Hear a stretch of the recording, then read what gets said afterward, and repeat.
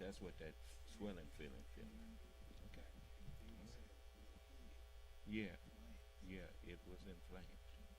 It don't feel inflamed no more. It feels swollen, but I think this stuff is doing the job. Okay. All right, I'm gonna keep putting it on. You ain't got to tell me twice.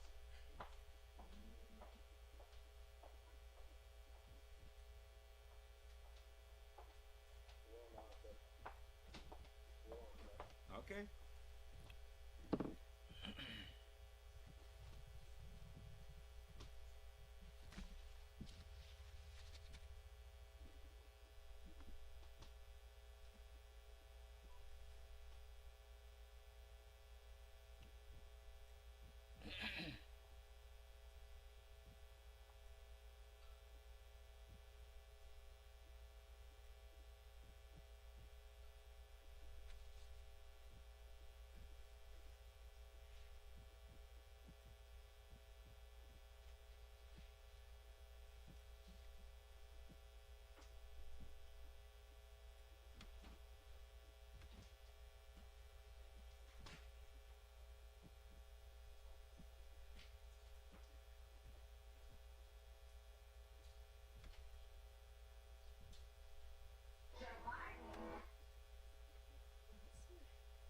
May want to make one also.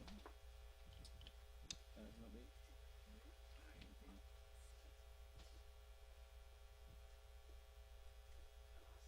May want to make one also. Maybe one something today. I ain't one. This Karen Bush is 18. Oh, yeah, Miss. Yeah, I know her. Said she gonna get out of the Nancy with you. Yeah, well, she knew she was gonna come out here. That's what I told her. And her husband. Yes, sir. Okay.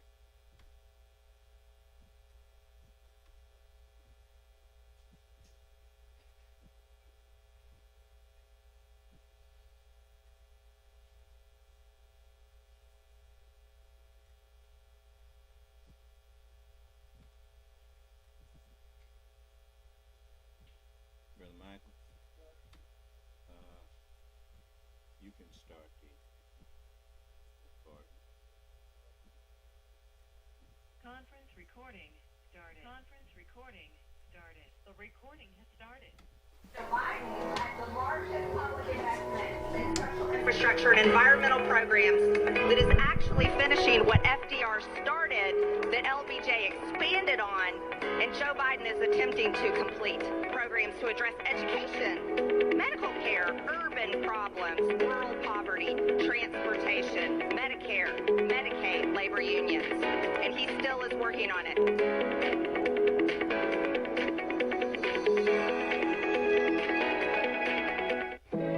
Sun rises, we raise the flag, a symbol of all that we hold most dear as Americans. Courage, opportunity, democracy, freedom. They're the values and beliefs that built this country and still beat in our hearts. But they're under attack by an extreme movement that seeks to overturn elections, ban books, and eliminate a woman's right to choose. Joe Biden has made defending our basic freedoms the cause of his presidency. The freedom for women to make their own health care decisions. The freedom for our children to be safe from gun violence. The freedom to vote and have your vote counted. For seniors to live with dignity. And to give every American the freedom that comes with a fair shot at building a good life. In small towns and big cities, we raise our heads, our eyes, our hearts for America, for the idea of this great country. Joe Biden is running for re-election to make certain that the sun will not set on this flag. The promise of American democracy will not break. Democracy must not be a partisan issue. It's an American issue. As your president, I will defend our democracy with every fiber of my being, and I'm asking every American to join me. For freedom, for democracy, for America, Joe Biden. I'm Joe Biden, and I approve this message.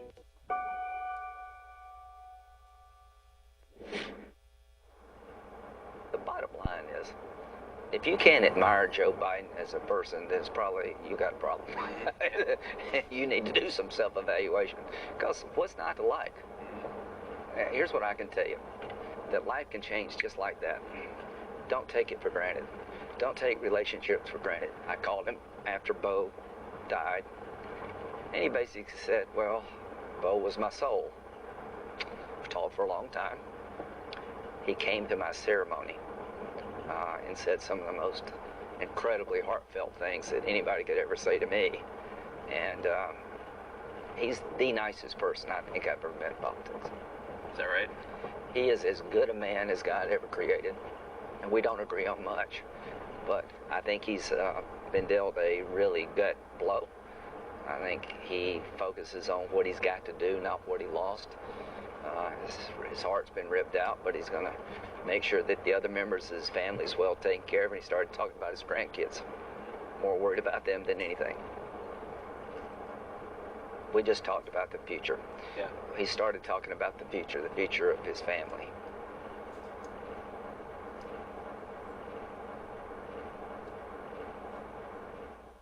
Pick up your copy of the Son of Man Speaks magazine today. With the Son of Man Speaks magazine, you'll receive automotive tips, wholesome recipes, financial advice, and most importantly, a true understanding of the Word of God. Get your copy of the Son of Man Speaks from these select locations. Sisters, Braid 2, 18070 Mount Ellie, the Shell gas station, 13110 West 7 Mile Road. To get a subscription, call 601-786-9788. That's 601-786-9788. The Son of Man Speaks magazine, dedicated to becoming free indeed.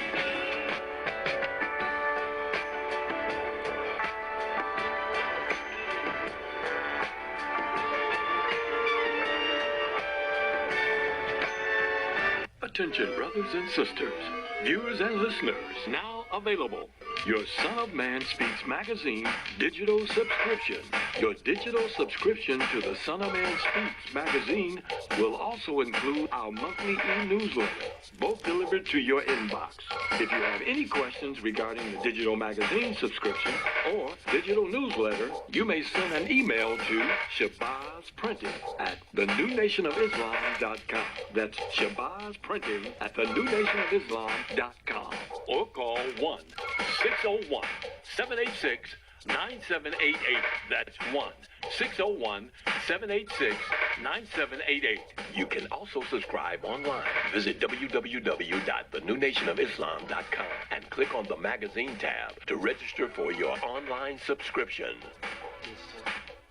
We would like to invite you to help support the efforts of the Unity and Rebuilding Fund. Visit the website at www.unityandrebuildingfund.com. That's www.unityandrebuildingfund.com. We often hear how we need to work together to rebuild the city, and we're actually doing it. You can make online donations and click on links to track the progress of the Unity and Rebuilding Fund. And for more information, 313-868-0000 is the local number. Again, 313-868-0000. Support the Unity and Rebuilding Fund. To make your online tithes, offerings, donations, gifts to the Son of Man through Cash App, make your payment to $ New Nation of Islam. That's $ New Nation of Islam. Or call 601-786-7056. 601-786-7056. Murray, out of the pocket. 7 seconds.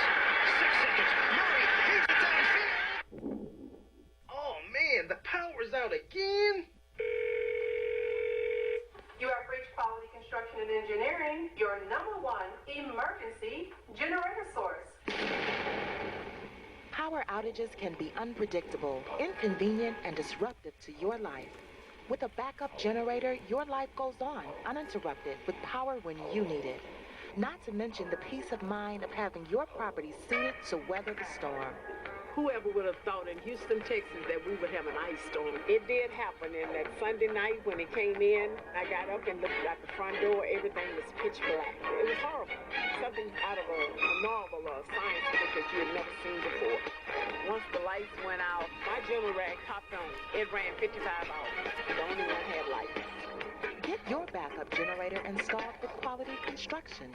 We install both residential and commercial generators, so you're always covered.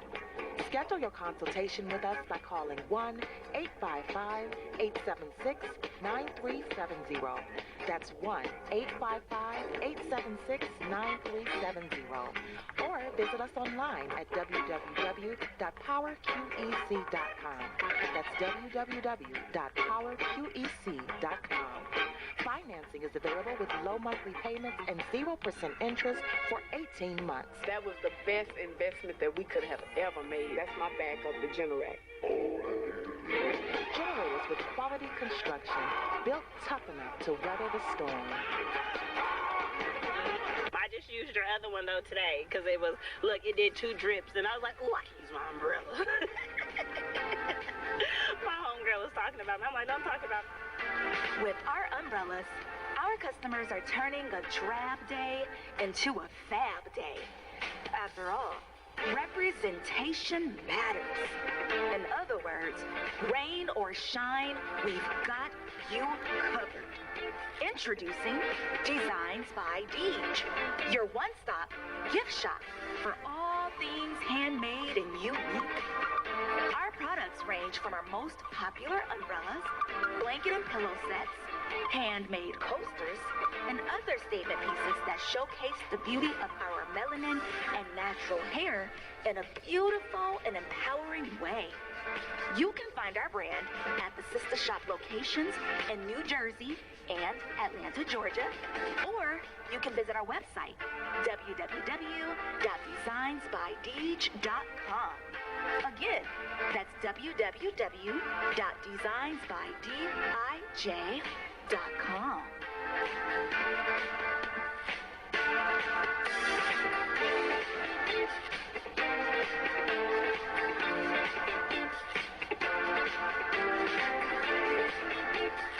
We love Detroit. We are at where? Hey, Larry, we are right here on Mount Elliott in Detroit at Sister's Braid 2 Hair Salon. Well, I'm talking. Hold on, please. This place looks like Beverly Hills. Absolutely beautiful. You guys know I wear my braids. Larry's gonna buy me something. It's gonna be a hair, you guys. What you want? It's gonna be my hair today. Not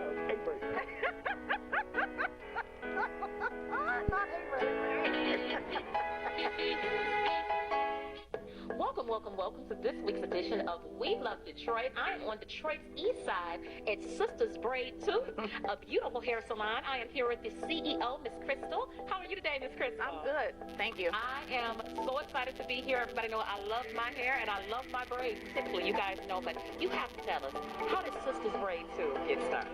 We started Sister's Braid 2 in 2009 in order to bring back some experience and quality and great customer service to this craft that I love so much. Yes, wonderful, and it's so clean and professional, and I have such a warm feeling when I come in. It's beautiful in here. It's decorated so beautifully. What made you come and choose this spot right in the heart of Detroit, Detroit East Side? What made you come? Well, we have this building, and we just wanted to do something with it. It's a collective effort from the New Nation of Islam, and we came in, and they allowed me to decorate it and set up like I wanted to, and that's how we got started with that. Now listen, not only do you guys do braids, because that's what's in the title, but you don't only do braids, you do all hair care here, right? Yes. Let's talk about some of the other services you offer. So we offer all phases of braids, but we also offer natural styles like 2-strand twist, scalp twist, men's braids, children's braids, crescent curls. The only thing we don't do is typicals. Oh, perfect. And you know what, that's really important for all year round. It's so huge now what's been about protective styles for our hair, not just for the winter months, but all year round. It is important to protect our hair the best we can, and you do all styles with that. So I love that. But let's talk about an important product that you have, a really well-known product. Let's talk about it. Okay, right. That's our Sister Shea oil. Yes, it's loaded with 10 to 12 great natural oils, aloe vera, shea butter, grapeseed oil, rosemary. So all those things that soothe the scalp while you're in braids, or even if you're not in braids, those things are going to hydrate those coils. I love it. And keep your hair healthy. And it's done really well, right? You've been on some really well-known shows, right? Yeah, we've been on Live in the D. We've been on Channel 7. We're featured in Small Business Saturdays. Fantastic. We have the Spirit of Detroit Award. She's on the Spirit of Detroit Award. And now she's on Detroit Award. We Love Detroit. Absolutely. Now she's come around. Yes. Absolutely. We just love it. Right here, Sisters Shea is the product. Sister's Braid 2 is the shop. When are you open, Crystal? We're open Tuesday through Saturday.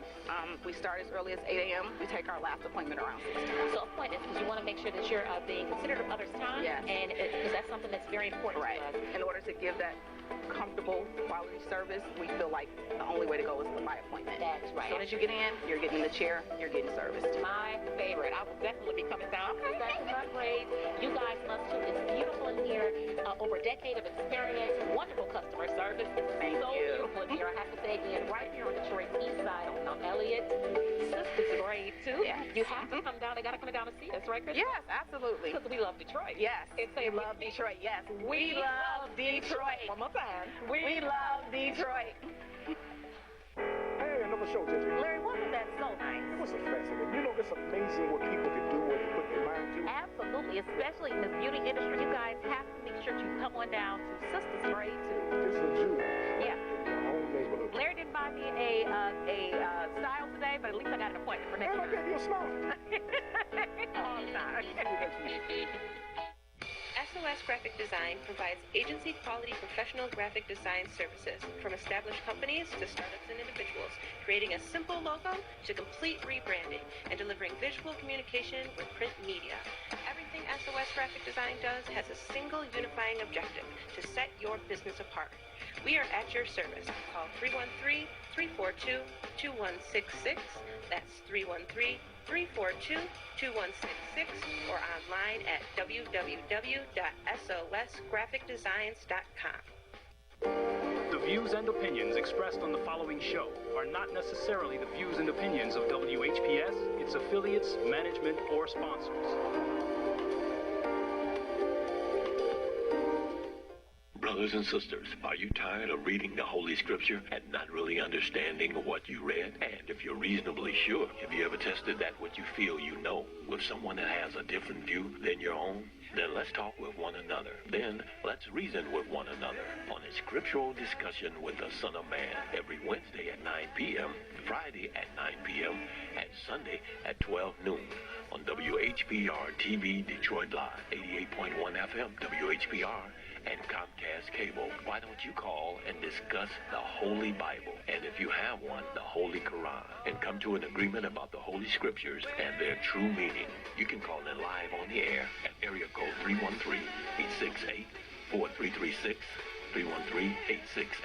313-868-0342, or 313-868-0351. That's 313-868-4336, 313-868-0342, or 313-868-0351. And now, let's go live with a Scriptural Discussion with the Son of Man.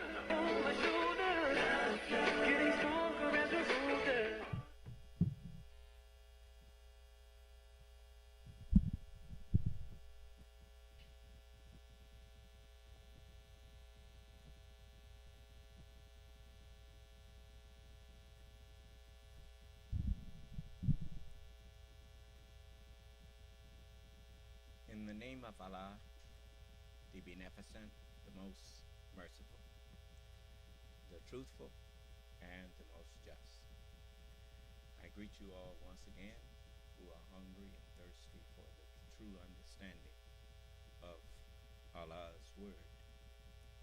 I greet you all with the greeting words of peace. May Allah's Salam Alaikum. I want to say, I want to thank those who, I don't like making enemies. I don't purposely make enemies. If I say something about you or anyone that offends you,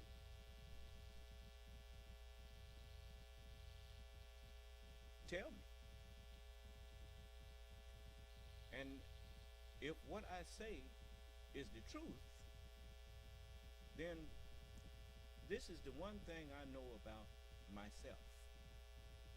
And to know yourself is to know all men like yourself.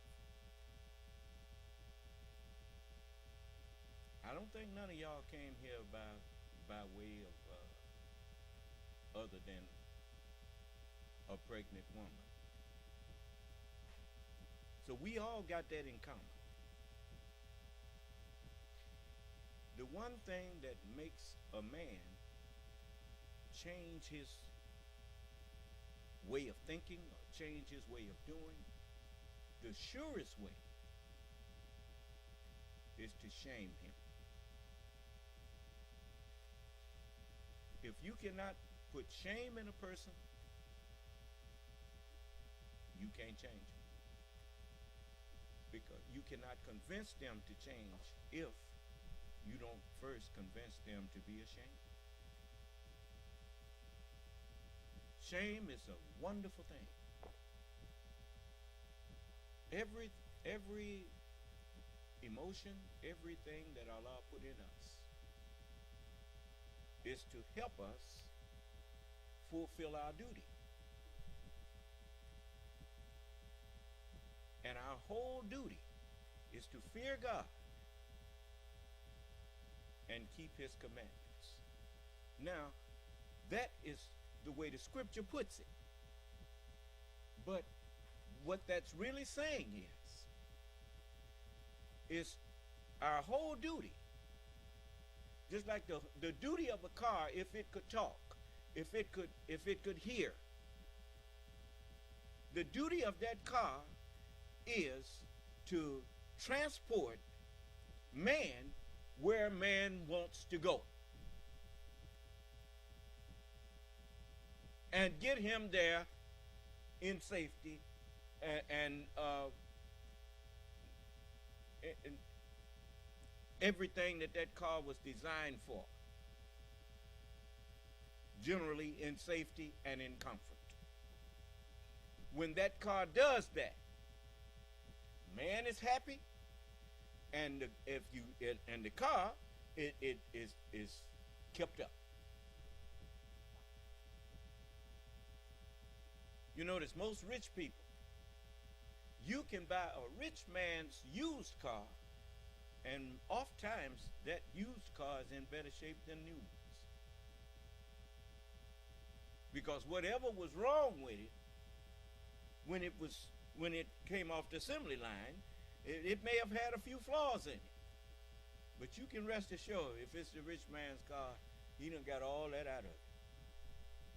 Do you understand? The Honorable Elijah Muhammad taught us, he said, if you going to buy a used car, buy a rich man's used car. He wasn't no dummy. Now, I want to say to those who, we are back on Truth Social now. They unblocked us, and I thank them. I want you to understand something. That I'm a firm believer in going into a forum where people may disagree with me. That's the only way. If I'm in error, the only way I'm going to find that out is to go where people don't agree with me. Do you understand? And if they can present facts to show me that I'm in error, then that's where shame kicks in.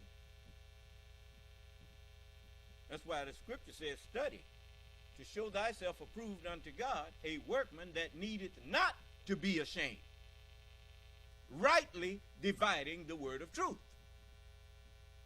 Because it's a shameful thing for a man to stand up and claim that he knows the truth and is teaching the truth, and then somebody manifests that the man didn't know what he was talking about.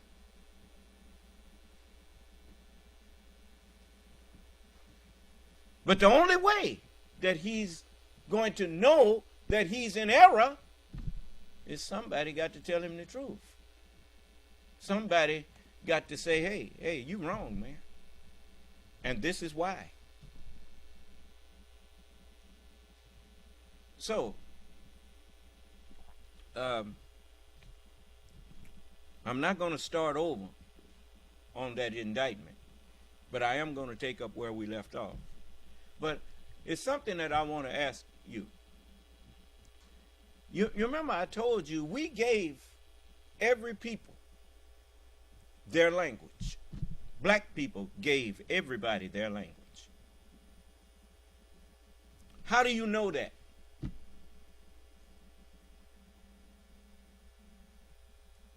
The way you know that is when you find out where everybody came from. All human beings on earth are the offspring of the black man. Now, it's time that you know the truth, because you know where it say, honor your father and your mother. We are your fathers and your mothers. And you know what it said after that? That your days may be long upon the land which the Lord your God gave you. We're not going to take your insults no more. Now, these who look like me, y'all who grew up in this country and was slaves, you fulfilled that part of the book. Well, God did say, Abram, your seed is going to be a stranger. Thank you, beloved.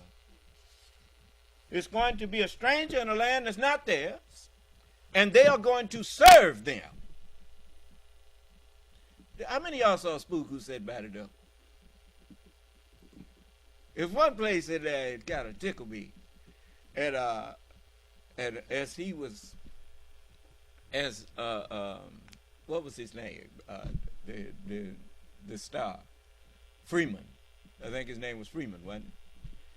And Freeman, he was the star character, and the FBI director was told him that just a few of y'all passed. He said, but as he was getting ready to, I think, light a cigarette or a cigar or something, Freeman went over there and lit it for him. and the other brother looked at Freeman and was shaking his head, you know, and thinking to himself, "You Uncle Tom." And so the FBI director, the white man, he told him, he said, "You people must serve." And Freeman said, "Yes, sir." So it tickled me, because, you know, as I look back in history, when God told Abram, go and leave Ishmael out there in the desert, him and his mama, drop him off out there and leave him there,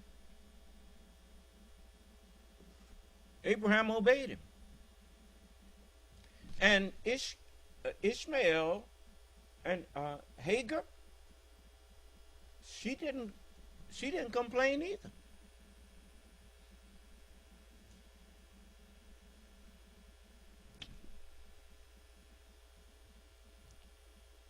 What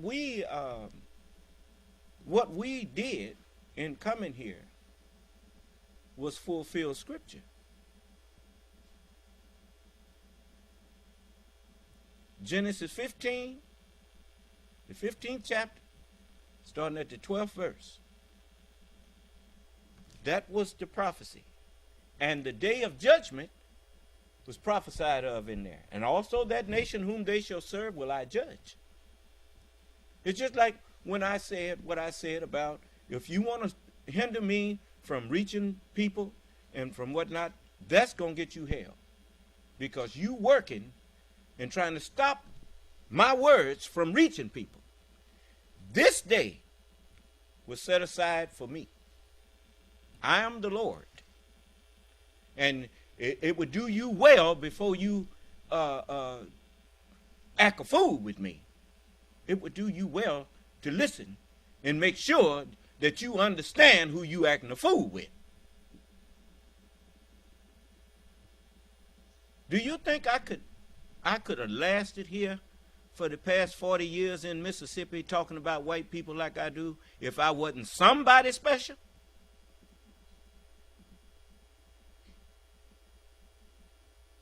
You better wake up, boy. I'm trying to save your life. I ain't got no dog in the hunt against the United States. It was God's will, well, then that's the end of it. You ain't got to lie about it. You did it. And then whoever don't like it, tell them to take it up with God.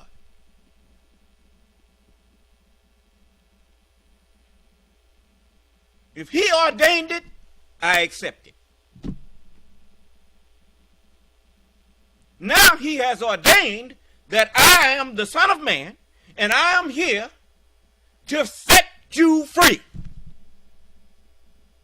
Not just free from white people, but set everybody free from the devil that has been ruling in people for the past 6,000 years. That's the mind that's in you.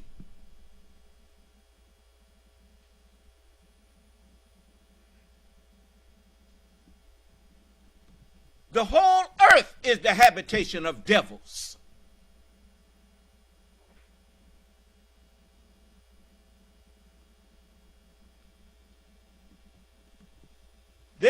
Some of them knew what they were saying. That's why in China, some of them, they say there's a foreign devil. Well, why is he call him a foreign devil? Why not just say a devil?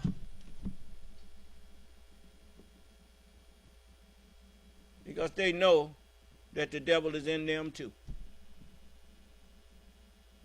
The devil have been in charge of this earth for 6,000 years, for the past 6,000 years. The devil is the mind that devises illusions. And if you don't think everybody been living in an illusion, look how everybody that's poor think that getting rich gonna solve their problem and bring them some peace. And then you got all these rich people that's miserable. So what does that tell you? Everybody's living in an illusion.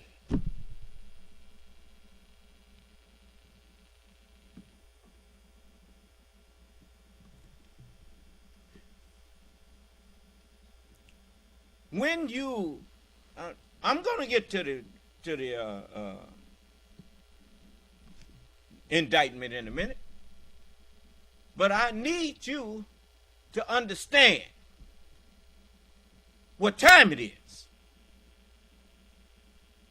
We was brought in the holds of slave ships. They said in 1612, but that's a lie. It started in 1555. They couldn't make slaves out of them. You saw Roots, didn't you? Could they make a slave out of Kunta? You can't make a slave out of a man who done experienced freedom. You had to kill him. No. They breeded us. Took the babies after the woman got pregnant.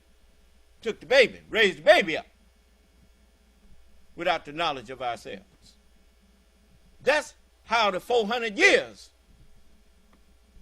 was successful. Because we had never been free. We didn't know what no freedom is. We thought freedom was after the master get through working us, he said, okay, you free now. Go on back and relax. That was our idea of freedom.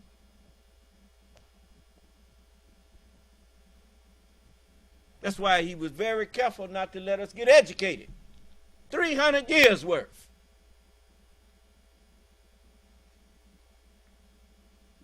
Now, all of you who listening to me, this is not a bigoted classroom. If you disagree with something I say, call in and let's discuss it. I'm not afraid of what I'm teaching.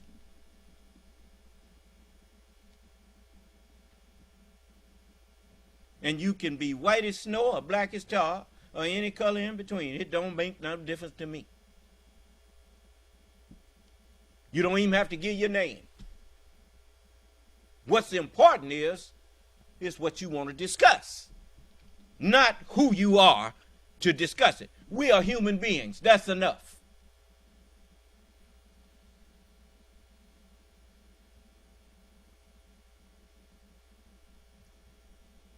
So now, as I was telling you, since we made everybody, it ain't no doubt where everybody got their language from. They got it from us. You read in the book, let us make man in our image after our likeness. But nobody never told you who us was. Well, now you know it. Us was the black man.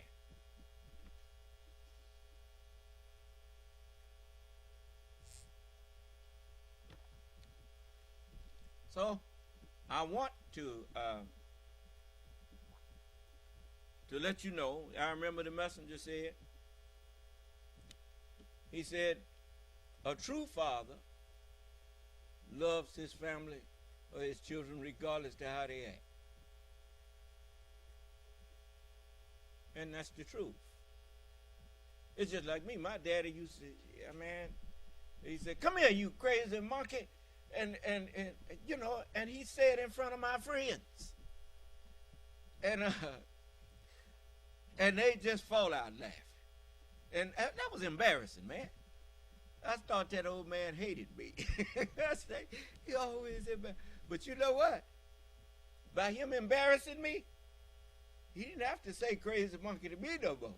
Because the things that I did that made him say that, I didn't do that no more. Not in front of him. Do you understand? So his point was to shame me into being better. He didn't do too bad because, you know, I didn't spend no lot of time in jail like some of my older brothers.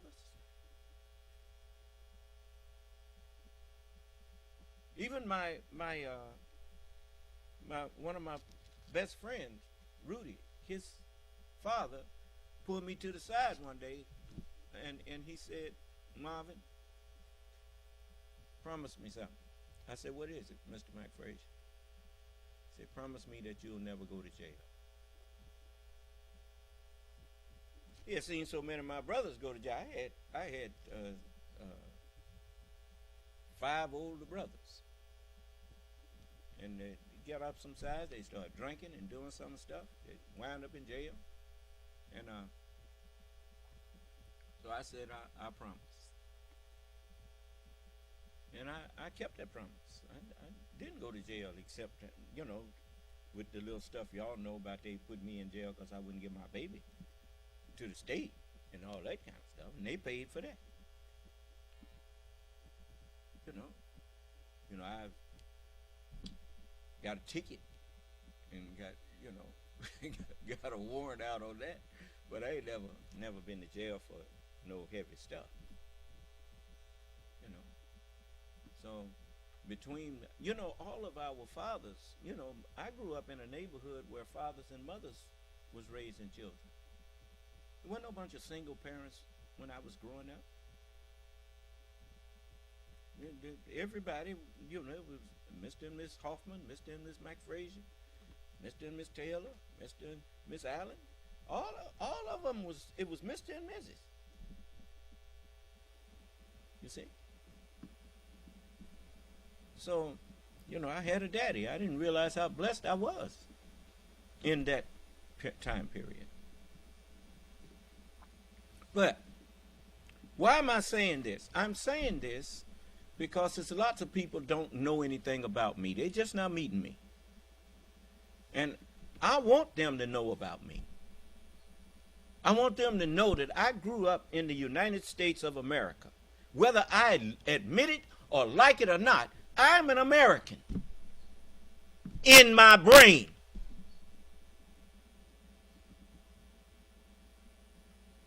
That I can't get out of. And I'm not interested in trying to undo that. It was Allah's will, then I'm satisfied.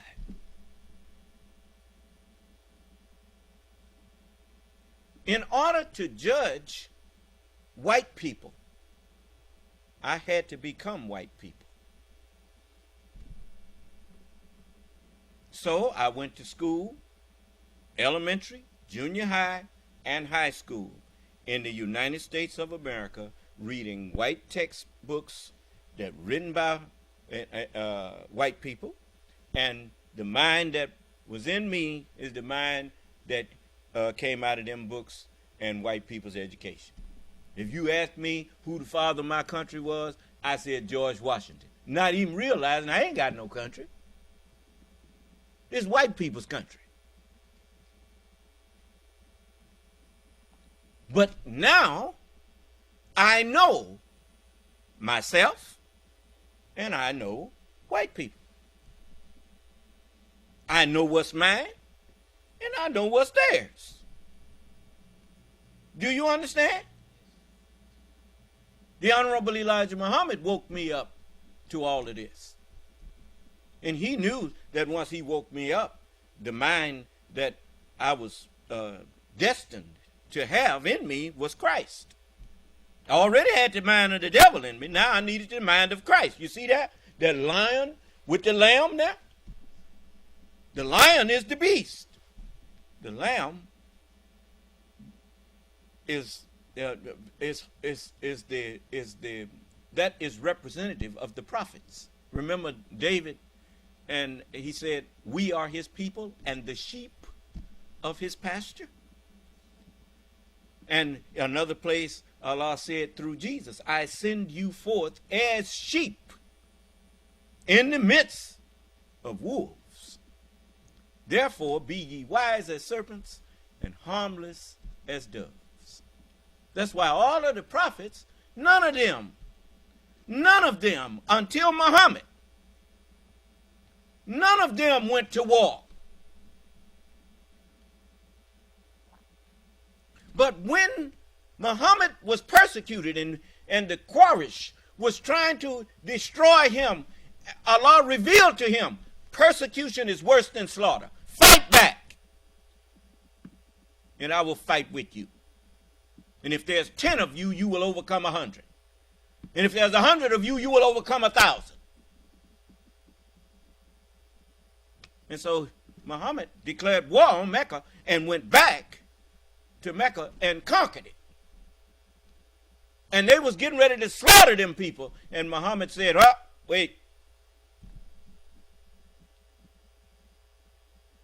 If any of them will say, there's no God but one God, Allah, and Muhammad is his messenger, don't you take his life. Give him that choice. He knew how to stop the fighting. Because no messenger of God wants to shed anyone's blood.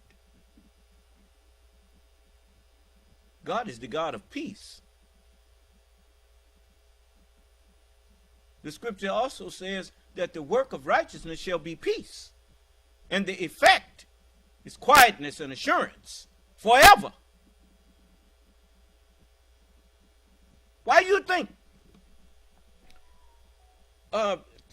to sit up and talk about you looking for a race war with who? Ain't no black people got no army in the United States. We got nothing. How we gonna fight a war against you? You are a coward, man. You see? I'm fighting war right now. It's called War of Armageddon. And my sword is the word that's coming out of my mouth, which none of you can gainsay nor resist. You ain't got nothing to dispute with me. You guilty of everything that I say you guilty of.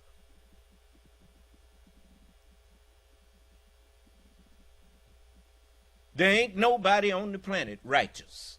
None. So then where do you begin, if you're going to judge people, where do you begin condemning people since ain't nobody righteous? If the book says the wages of sin is death, then everybody on the planet deserves to die.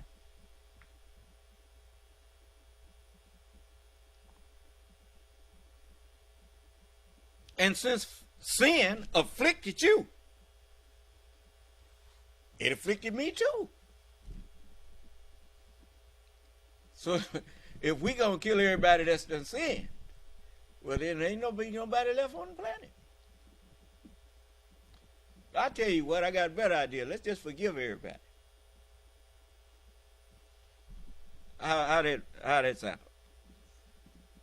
Well, that's what I did. I forgave everybody. That's what made you remember the parable of the workman that was in the vineyard working, and the master of the vineyard he went out at the 11th hour, and he saw men standing around, and he told him, he said, "Why are you standing around?" He said, "Because nobody gave us work." He said, "I tell you what, you go over there and work in my vineyard, and I will give you what is right." when it came time to give everybody they pay, he gave everybody the same thing. And the ones who had been out there the longest, they was mad. He said, "How you giving them the same thing that you gave?" He said, "Look, man, me and you agreed on a penny. I gave you what we agreed on. Now, whatever I want to do with my wealth, that's my business."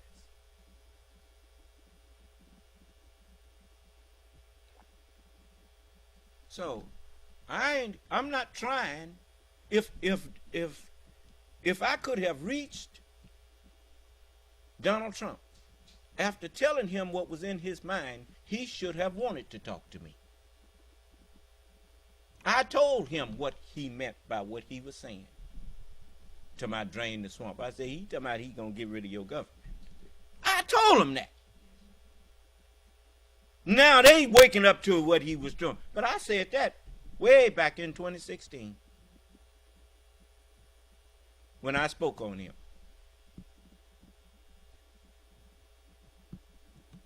And I could have saved him. But the man has no shame. He's a man that America, his family, was made rich by the United States of America. And here he trying to destroy the United States of America. I look at some of these people as Southerners. You got a governor here declaring a month to honor Confederate soldiers who fought a war not only to keep me in slavery, but to destroy the United States. And you honoring them?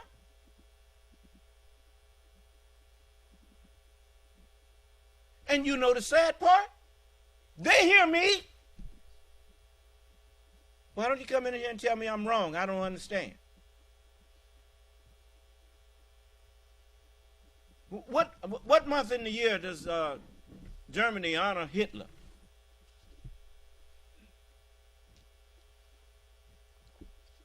Come on now, he was at one time, he had seduced the whole country.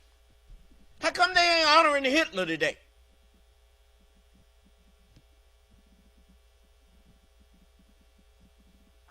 Because Hitler made a fool out of them by they were following their emotions instead of their good sense.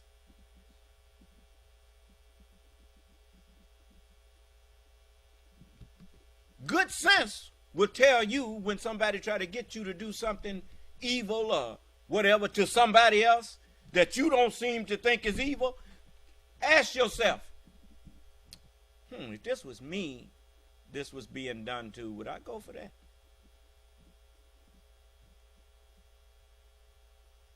And if you be truthful, you know good and well you wouldn't want nobody to put you in slavery.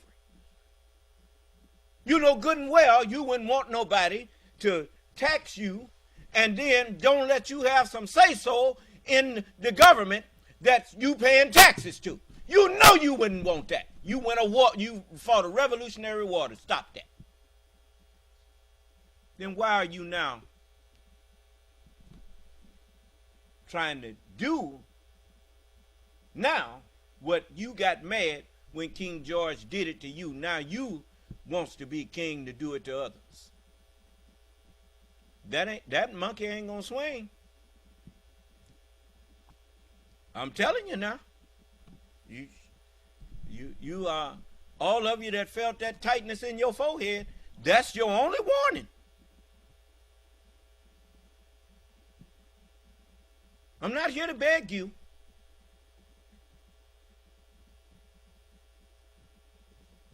I forgave you your ignorance. You did what you did because you didn't have no choice no more than we had a choice. The word of God fulfills itself.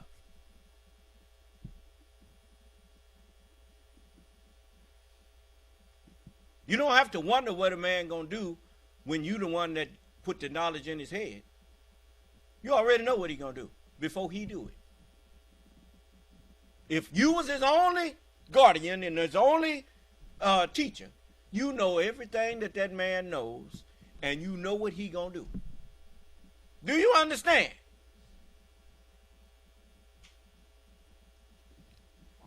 We made the devil.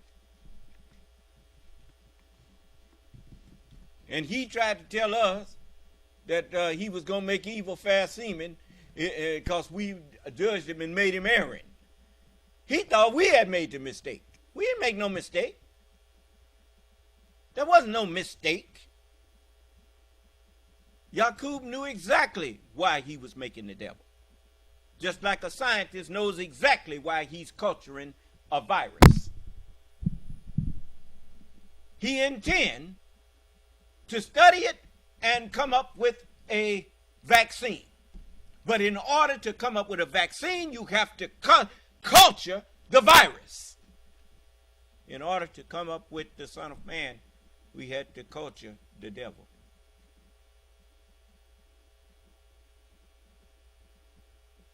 Well, I'm here now.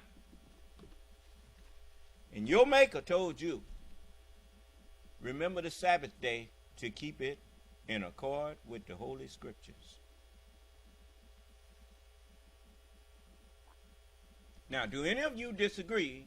If you don't believe I'm the Son of Man, come in and tell me why so we can get that conversation over with.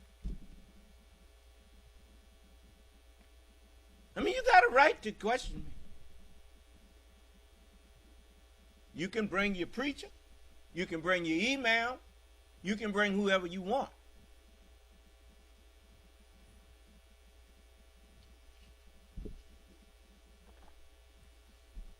And I will welcome them in here, and I will not disrespect them. And if you think I'm lying about that, go back and look at my interview with Holger Neubauer. Look at my interview with Mr. Thomas Robb, the national director of the Ku Klux Klan before he passed. He came and talked with me. And I was not disrespectful to him. And when he got a little disrespectful to me, I warned him. And he corrected himself. Don't come in here and call yourself showing off. Now, if you don't want to talk to me, talk to me. And show me the same courtesy and respect that you want to be shown.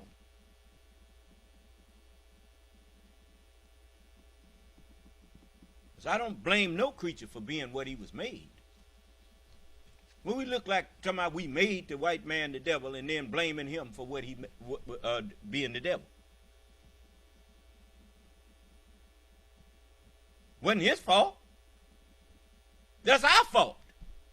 That's just like him. He made niggas out of us and then blamed us for being niggas. And he the one made us that.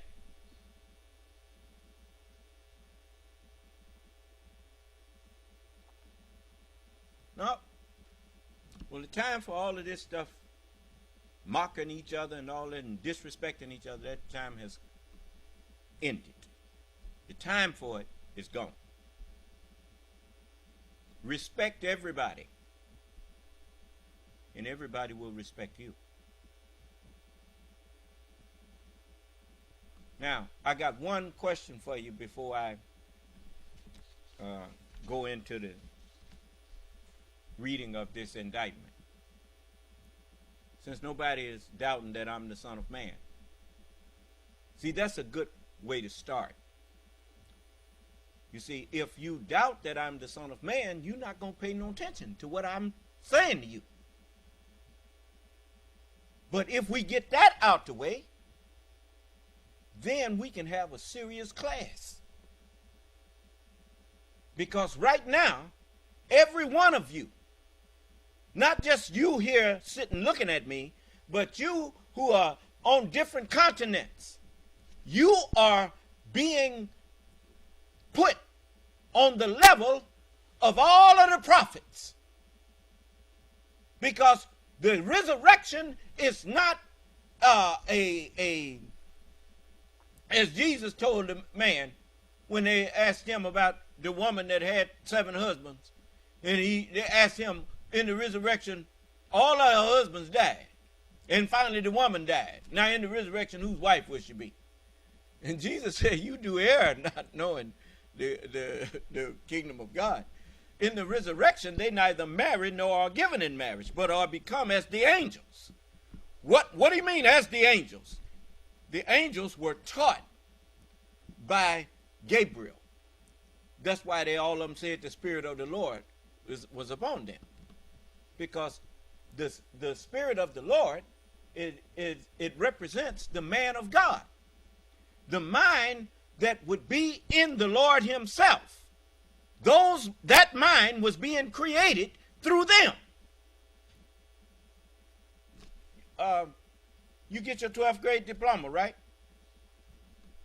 That mind that is in you came through 1st, 2nd, 3rd, all the way up through 12th grade teachers. They had the mind that was going to become that 12th grade graduate. Do you understand? And each one of them put a part. And now we prophesy in part. You notice, and now we teach in part. I taught the 1st grade. You taught the 2nd. You taught the 3rd. You taught the... That's the way schools are set up. Each teacher has a part to teach. Are we learning now? Okay. Now, all of the prophets' teachings and all of this world's teachings, you know, this world has reached its end that it can't come up with nothing new. You notice your movies are sequels. Avengers 15. You know, I mean, everybody redoing stuff, milking it.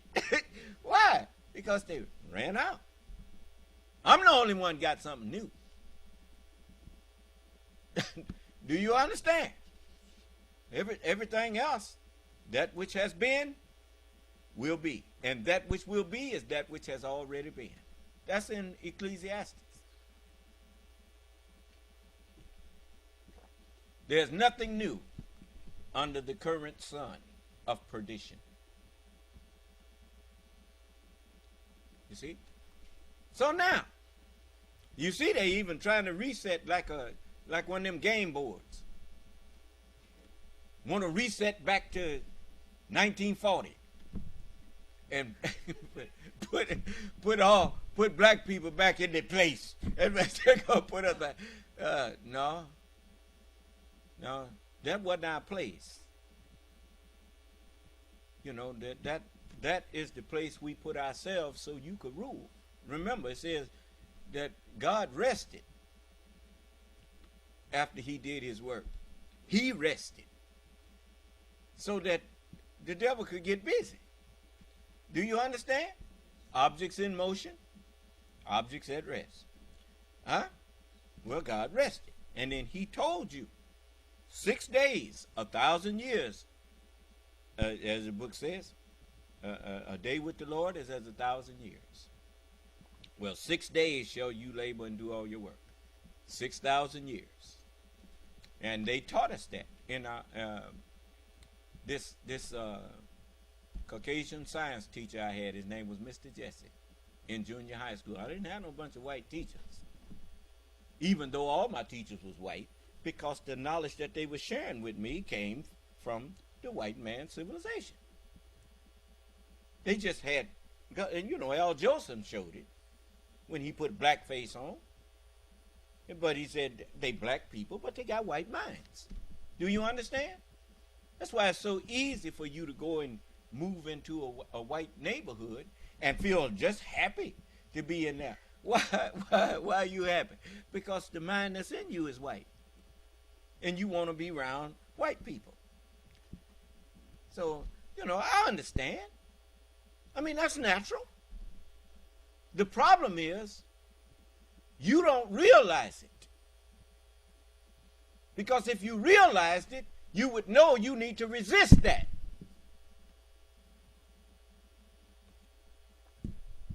But that's why when you get rich, the first thing you do is you move over there with them.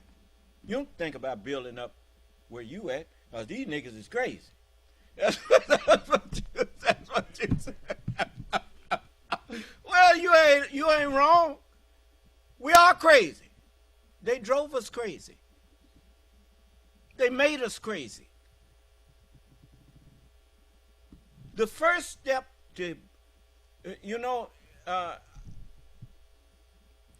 I visited California again, and went to an Alcoholics Anonymous meeting with a brother that I used to be in the nation with.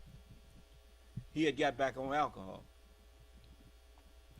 and so I went in there, and I mean it was just a smoke-filled room.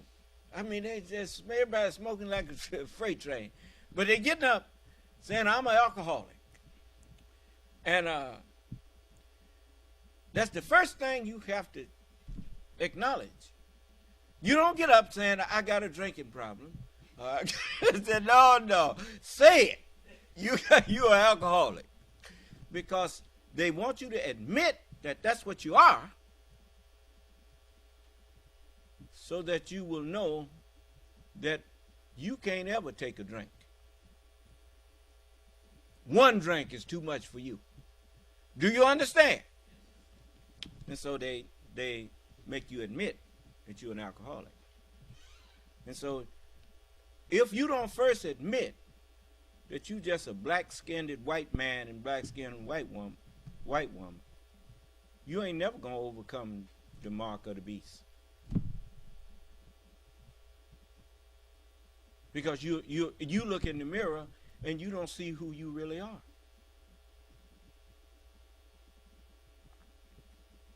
So now, if we gonna heal the world, we got to first heal ourselves. And that's written. You shall take up this parable. Physician, heal thyself. Talking about what you want to do for other people. Look at you. How you gonna help me and you out of your mind?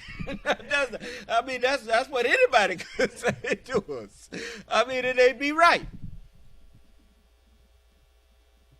You see? I mean, if all I can do is talk to you in a private setting, that alone should tell you that I'm not what I claim to be. The sun don't shine in private. The sun shines in front of everybody and shines on everybody. And ain't nobody look up at the sun and say that ain't the sun. I didn't hear you. You hear anybody telling me I'm not the sun?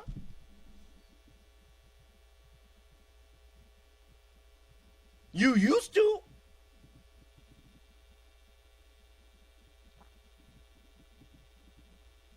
I didn't run away from him. I had a conversation with him. In the first place, see, I could cut the conversation short, but I don't. They don't know the scriptures. Otherwise, they wouldn't even try to come in here and tell me I'm not the son. Because the scripture says, no man, it says all things are delivered unto me of my Father. And no man knows who the Son is but the Father. Neither any man the Father but the Son, and he to whom the Son will reveal him. I'm the first one who ever revealed to you that God is an acronym.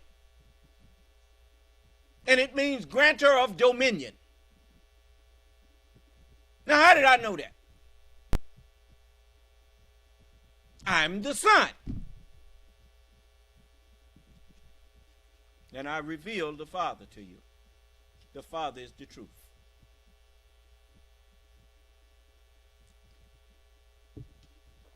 That's why I'm called the Spirit of Truth. So now, let me give you another little English lesson. Where did the term outlaw come from? You done heard it before, haven't you?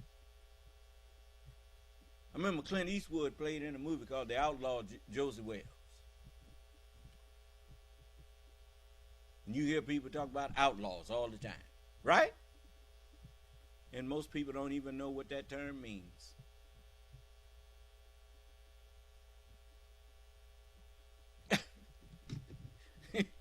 It is really, you know, I'm trying to show you how we walk around posturing with our degrees and all of these things. Well, I ain't say I ain't got no degrees, but I look at the people walking around with master's degrees and philosophy doctorate degrees and whatnot, and they have convinced themselves because of that piece of paper that they are very wise. Answer me this.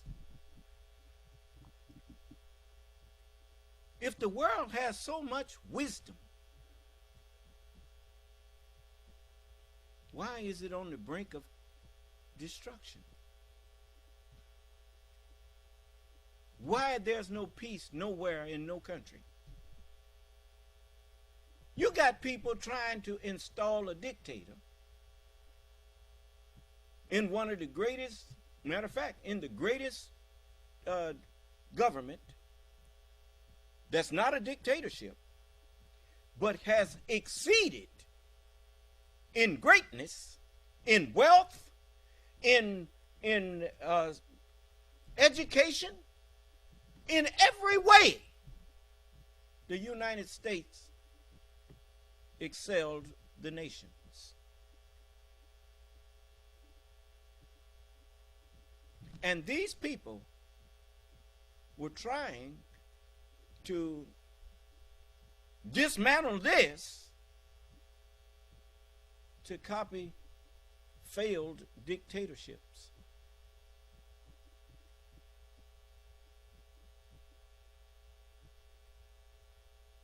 They have a decent man as president of the United States. I don't care if he's white. Joe Biden is a decent man. The man really cares about the people of this country. And they stand up and lie on him. They project their evil onto him. Talking about some Biden crime family. When everybody know who the crime family is, the man been on there.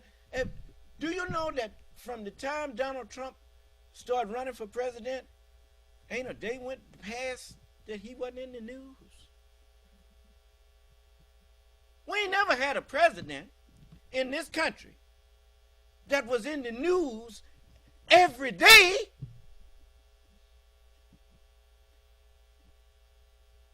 Don't nobody, tell me something. How many of y'all done had a heart attack? None ever had heart failure.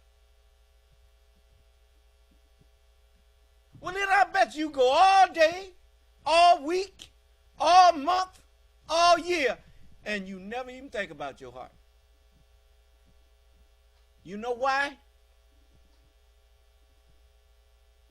because the heart is so dependable that you don't have to think about it. A president is so, there used to be a time when it didn't make a difference who was president, because you knew that whoever got in there was going to be continuity in the government. And you didn't hear about the president of the United States. Every now and then you'd hear that he was visiting this place or that place, and they'd go through some ceremony. You turned at your channel because there wasn't nothing to see. Because that was your way of saying that you knew you could trust that man that was in that office to properly represent you. But you know what happens when your heart go to skipping and going on? Every time you get up, you're thinking about, let me see what my heart doing today. And that's what you do with Donald Trump. You want to know what he done got into today. What he done now. What he going to do next. Because what? He ain't got no agenda. He don't have no platform. He gets up every morning and decides, what am I going to do today? He don't know what he going to do till he get up.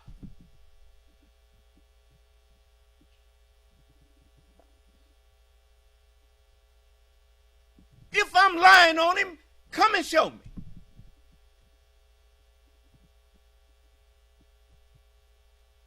He's an outlaw. But you don't know what outlaw means.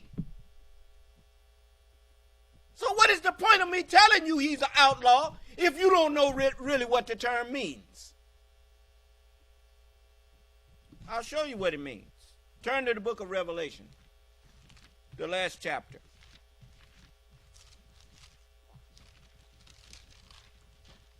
That's chapter 22.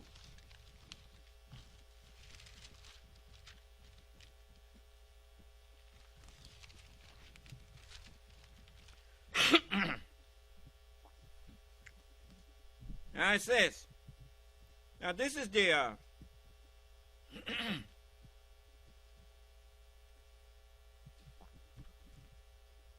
this is a prophecy about my coming and about the end of this world and its judgment.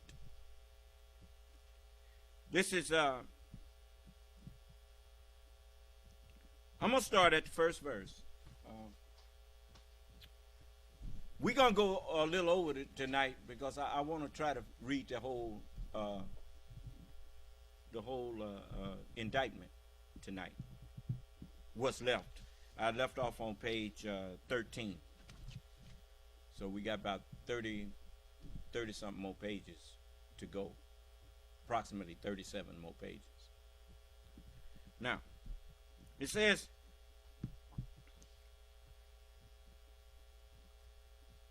and he showed me, this is the first verse, and he showed me a pure river of water of life.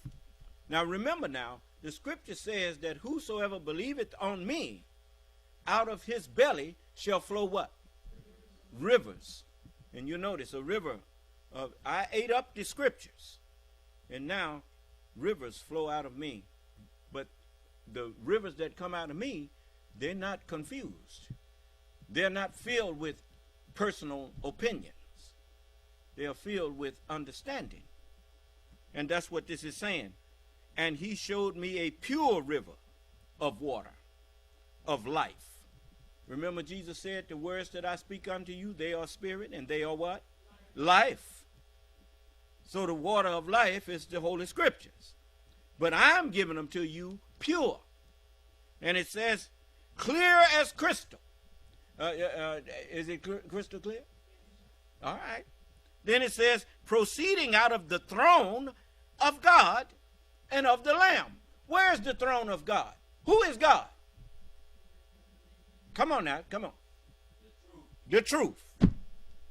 Then where's the throne of God? The brain I said the throne. The mind is God. But where's the throne of God? The brain. Well, it says, and it says, clear as crystal, proceeding out of the throne of God and the Lamb. And so you see, I am the Lamb. And my brain is the throne of God. And that happens to be God and the Lamb. Do you understand? And then it says, in the midst of the street of it, and on either side of the river, was there the tree of life. Well, that's true. You'll notice these books got two sides to them. A left page and a right page. And on each side of it, now you know you're talking about you reading out of the scriptures here. On each side of it, there's the tree of life. Then it says, which bare 12 manner of fruits, and yielded her fruit every month. And the leaves of the tree were for the what? The leaves of the tree was for healing. Unto you that fear my name shall the Son of Righteousness arise with healing in the wings of his mind. Do you understand? Then it says, and there shall be no more curse. Remember, Cain was cursed. As it says, on thee is a curse. And in the book, Iblis was cursed. So Cain and Iblis are talking about the same character. And for Cain, said to the Lord, my punishment is greater than I can bear, and it shall come to pass that whosoever findeth me gonna kill me, gonna slay me. So the Lord set a mark on Cain. Huh? And so Cain could not be seen for a while. He's an open devil, but nobody knew it. Nobody could see him. Do you understand? And then it says, and there shall be no more curse. Remember, it says, on thee is a curse till the day of judgment. Because in the day of judgment, the Son of Man will come, and he will save that one that was lost. Jesus couldn't save the son of perdition. Jesus couldn't save the devil. As he said, I have not lost any but the son of perdition, that the scripture might be fulfilled. Why? The scripture says the Son of Man came to seek out and to save that which was lost, that one which was lost. You see, if you're going to save people from the devil, the only way to save them from the devil is to get rid of the devil. You got to save the devil. You got to change him. For Satan himself is transformed into an angel of light. Do you understand? And don't say it couldn't be done, because we knew we made white people devils, but all the angels of heaven rejoiced at the converting of one, Muhammad. Muhammad was a white man,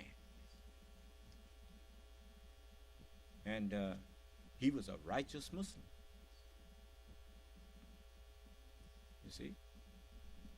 So it says,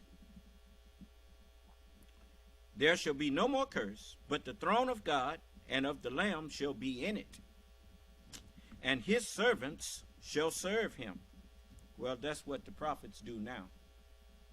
I can call on any one of them, just like I'm calling on the Revelator right now, and he's serving me to reach you. Do you understand? And it says, to serve is to help.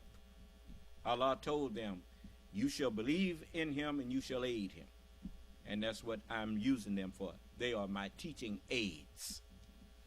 Then it says, well, the public school system and your school system, your private school system, has teaching aids. That's what those books are that they use. The math books and all of those things, those are teaching aids.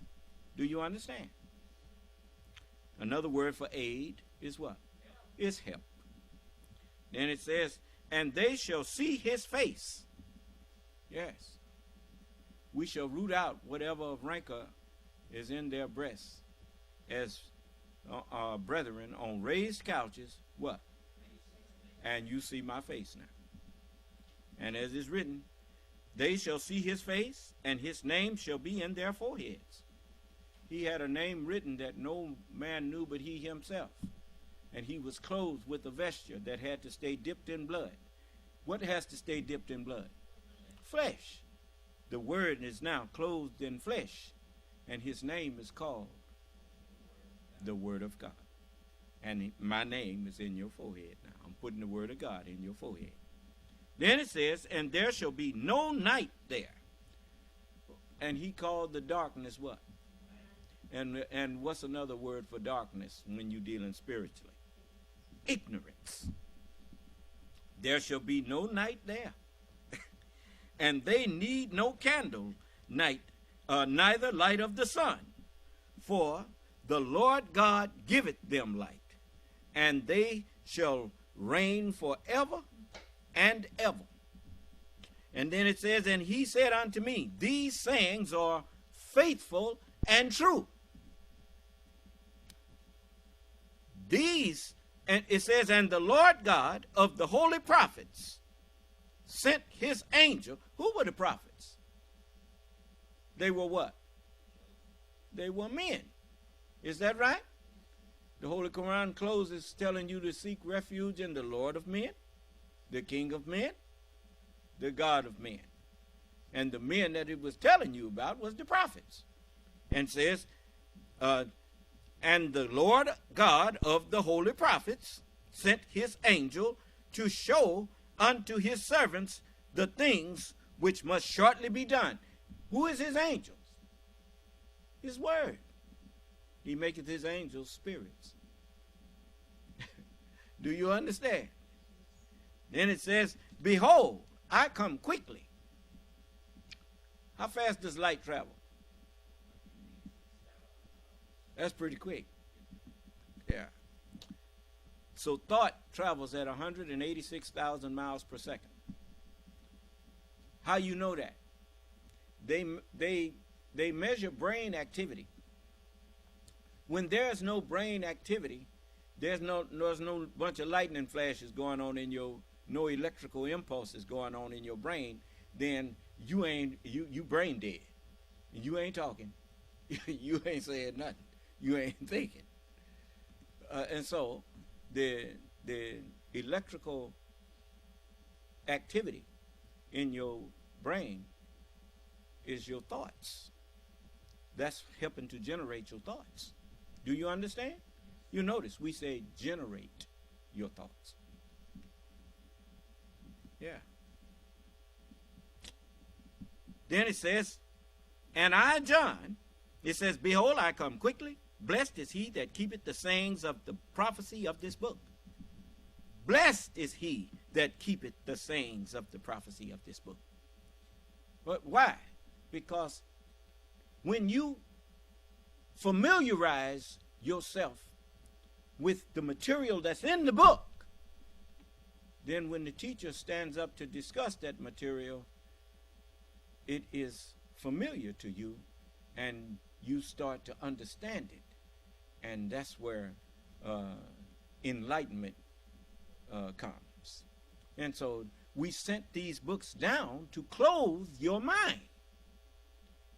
We have indeed sent down to you garments, clothing, to cover your shameful deeds, clothing for beauty, for beautiful conduct, and clothing that will guard you against evil, against being tricked into doing evil, thinking you was doing good. Do you understand? Okay. It says, blessed is he that keepeth the sayings of the prophecy of this book.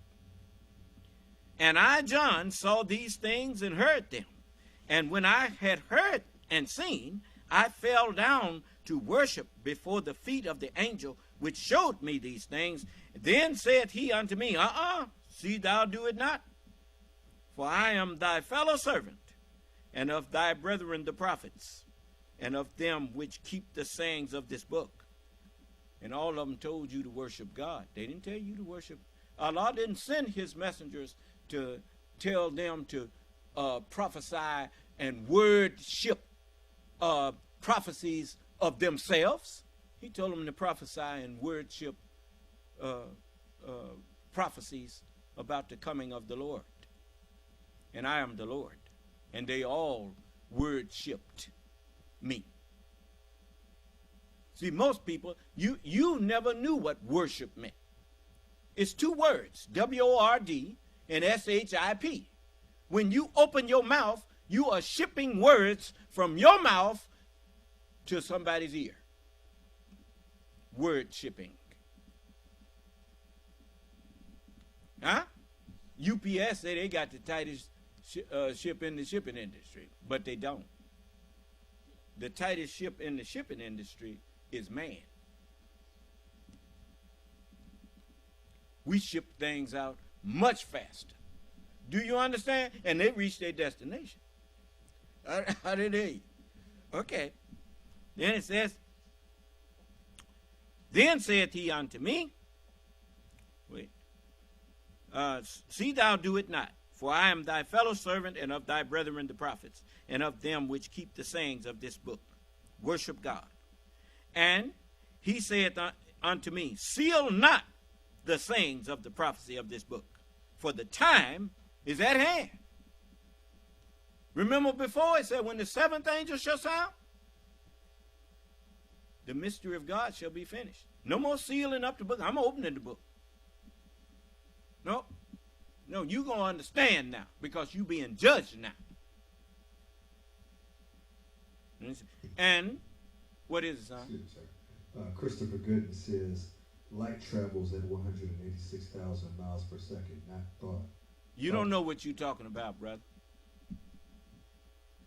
You had better pay attention to me and stop going by these people talking about thought travels at billions of miles per second. You don't know what you're talking about. No. This is so it says, he that is unjust, pardon me, it says, and he saith unto me, seal not the sayings of the prophecy of this book, for the time is at hand. You know, let me, and I'm going to do this because I don't think you meant no harm. By what means do you have to measure thought?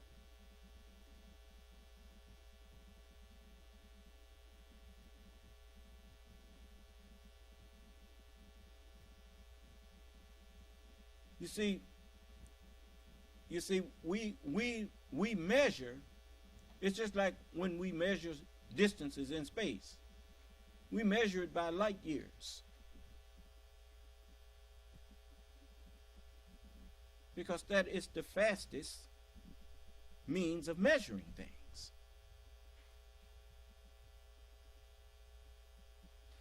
Without electrical impulses, you have no thought.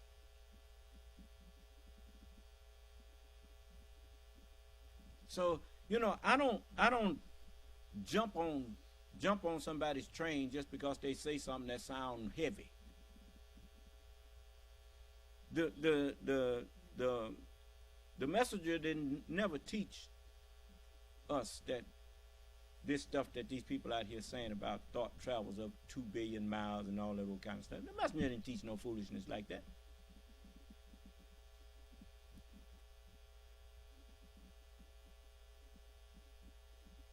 If we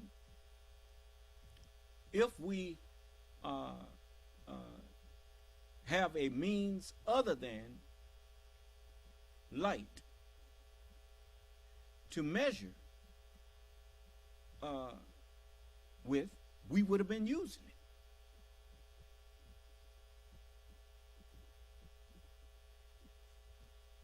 You see? So there's a way to measure how fast light travels. And it's been done. So, you know, you throwing something out there, that don't work, man. What is it? You remember I told you everything of truth can be proven?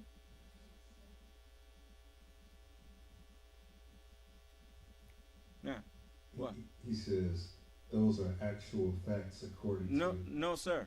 Those are not actual facts. According to who? He said according to Elijah Muhammad. Show me that. That wasn't in the actual facts.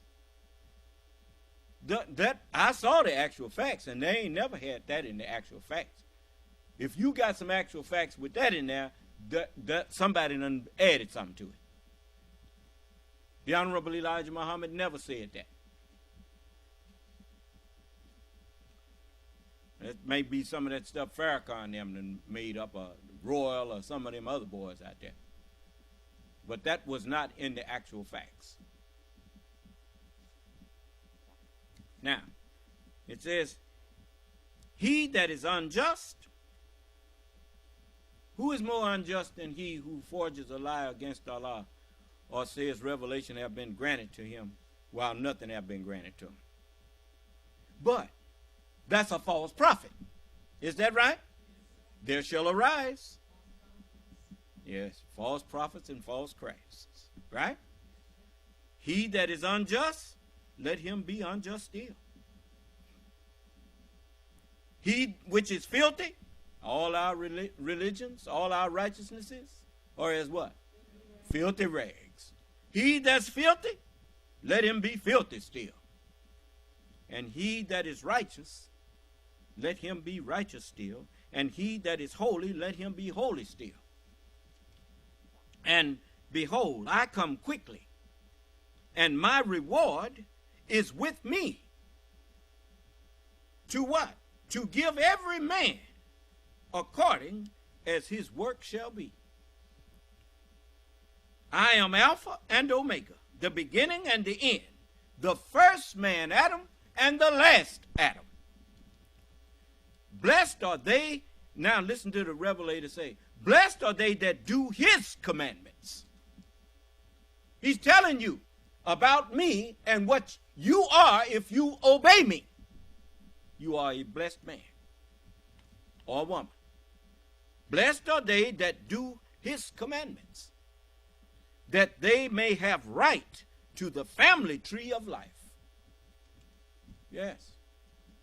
I'm giving you of the tree of life when I teach you from Moses, David, Solomon, Jesus. What did Jesus say? Whosoever doeth the will of my Father, the same as my mother, my brother, and my sister. The same as my family tree. I didn't hear you. Then it says, and may enter in through the gates into the city that Abraham looked for, whose builder and maker was God. The city is the holy city, the new nation of Islam. That's what I'm building. Then it says, for without are dogs. What does without mean? Now you know what outlaw means. Everybody that's outside of the laws of God. And why are they outside of the laws of God? It's because they are despisers of God. Dogs. On the outside are what? Dogs. Dogs mean despiser of God. Now, let's and who is God? God is the truth. And then it says, and for without or on the outside are despisers of God and sorcerers and whoremongers and murderers and idolaters and whosoever loveth and maketh up the big lie.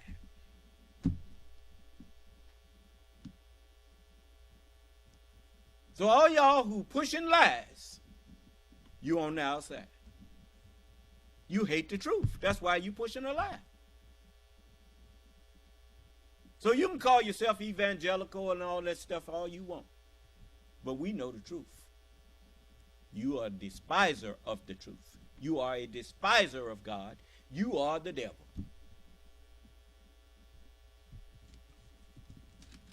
And you may think that you got numbers and that's going to help you It ain't hard to do away with numbers. Didn't you just see over 1 million people get wiped out in less than a year in the United States by a little force that you didn't even see? Sitting up, believing a lie, and the thing that they was saying didn't exist was killing them. On their deathbed, telling the nurse, tell me what's really wrong with me, because ain't no COVID. Ain't that what they were saying? You're going to get enough of ignoring the truth. So, now you know what outlaw means. Outside of the Word of God. And what is sin? Outlaw. Okay. What is, son? Yeah, so Christopher Gooden typed some more stuff here. He says, that's in the supreme wisdom lesson, sir. No, sir, brother. I keep telling you, you got all these things out there. You wasn't even in the nation. Now you want to come in here and try to present stuff to me that the messenger didn't give. The messenger warned us in How to Eat to Live about people adding and taking out of his teachings. Now, I've told you that he didn't teach that foolishness. Now, if you want to hold on to it, you go ahead. I'm not going to, don't stop me no more for that. Now, this is page 13 of the indictment. It says, C. Co-conspirator 2 encouraged the legislators to decertify the state's legitimate electors based on false allegations of election fraud.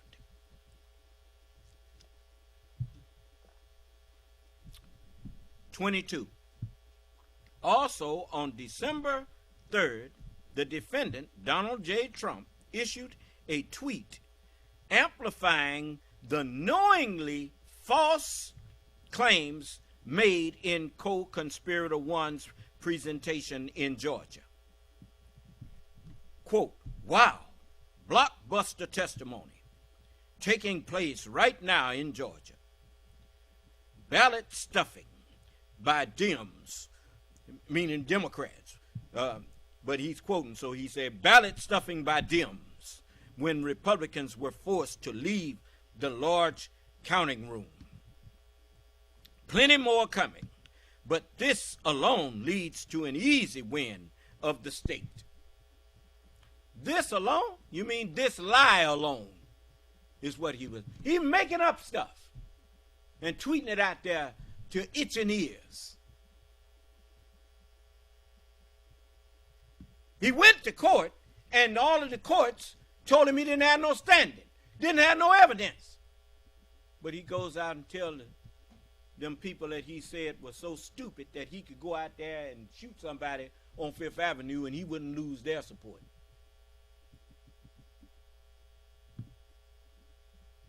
I know one thing, you ain't too stupid, because you come in here throwing some insults at me, I'm going to put you where you belong. I'm going to put you in hell. Because I offered you salvation. So, the only thing that's left for you is damnation. You don't want what I'm offering, the only thing left for you is damnation. 24. On December 8th, the defendant called the Georgia Attorney General to pressure. Every time it says the defendant, he's talking about Donald Trump. Say what? Oh, 23, excuse me.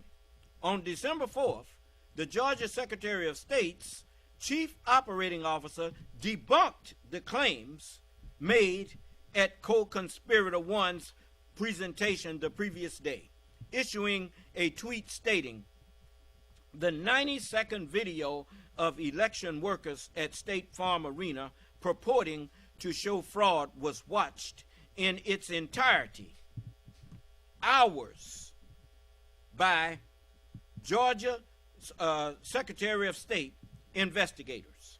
Shows normal ballot processing. Here is the fact check on it.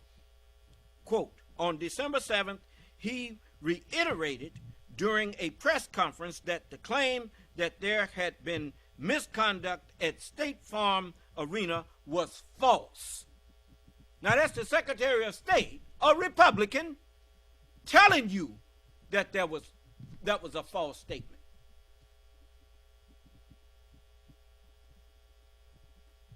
But you know, on the outside are dogs, people who hate the truth. How you know they hate the truth? They only go where they can listen to a lie. Everybody that love the truth, they ain't got no problem with what I'm saying. No problem at all. I'm not saying that they like everything I'm saying, but they know I ain't lying.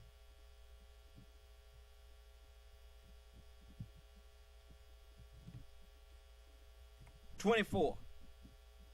On December 8th, oh, and let me say this to you. Whenever you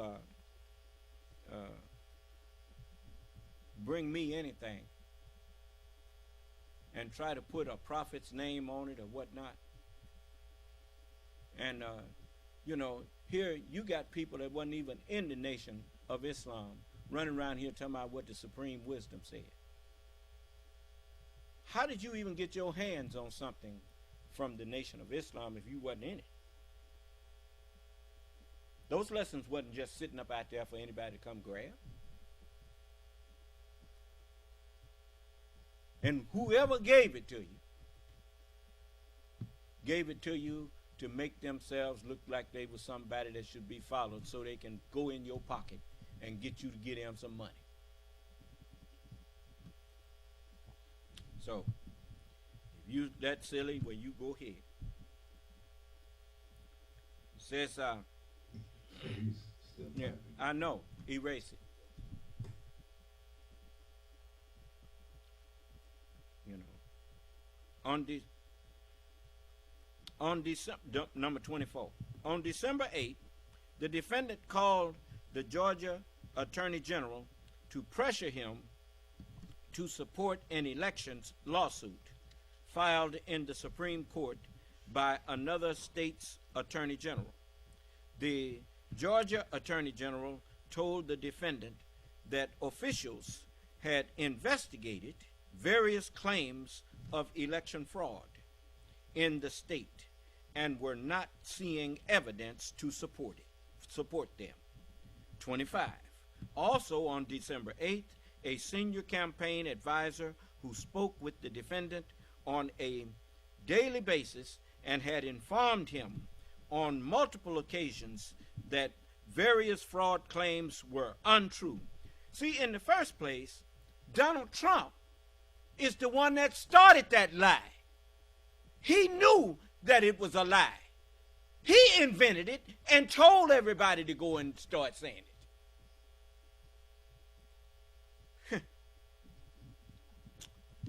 And so it says, also on December 8th, a senior campaign advisor who spoke with the defendant on a daily basis and had informed him on multiple occasions that various fraud claims were untrue, expressed frustration that many of co-conspirator 1 and his legal team's claims could not be substantiated. As early as mid-November, for instance, the senior campaign advisor had informed the defendant that his claims of a large number of dead voters in Georgia were untrue. With respect to the with respect to the persistent false claim regarding State Farm Arena, on December 8th, the senior campaign advisor wrote in an email, quote, "When our research and campaign legal team can't back up any of the claims, made by our elite strike force legal team, you can see why we're 0-32 on our cases. They had already filed 32 cases and hadn't won there. I'll obviously hustle to help on all fronts, but it's tough to own any of this when it's all just conspiracy BS. I almost said it. It rhymed with it. Conspiracy BS. Beamed down from the mothership. I mean, even his team was mocking him. 26.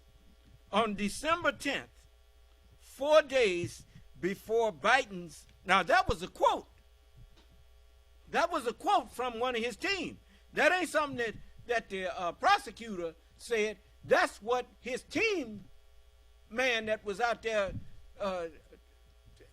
pushing all them lies. He said, oh man, this ain't about nothing. And then he says, 26, on December 10th, 4 days before Biden's validly ascertained electors were scheduled to cast votes and send them to Congress, co-conspirator one appeared at a hearing before the Georgia House of Representatives Government Affairs Committee. Co-conspirator one played the State Farm Arena video again and falsely claimed that it showed, quote, voter fraud right in front of people's eyes, unquote, and was, quote, the tip of the iceberg, unquote. Then he cited 2 election workers. This must have been Giuliani, the lying self. Then he cited 2 election workers by name, baselessly accused them of, quote, quite obviously, surreptitiously passing around USB ports as if they are vials of heroin or cocaine, unquote, and suggested that they were criminals whose, quote, places of work, their homes should have been searched for evidence of ballots, for evidence of USB ports, for evidence of voter fraud, unquote. Thereafter, the 2 election workers received numerous death threats. As I told you, if you're tired of these liars and these people, I'm talking to all of you who have truth and justice in your heart. Get behind me, and Allah will do to people that attack you or try to do harm to you, He will do to them what He do to people who try to do that to me.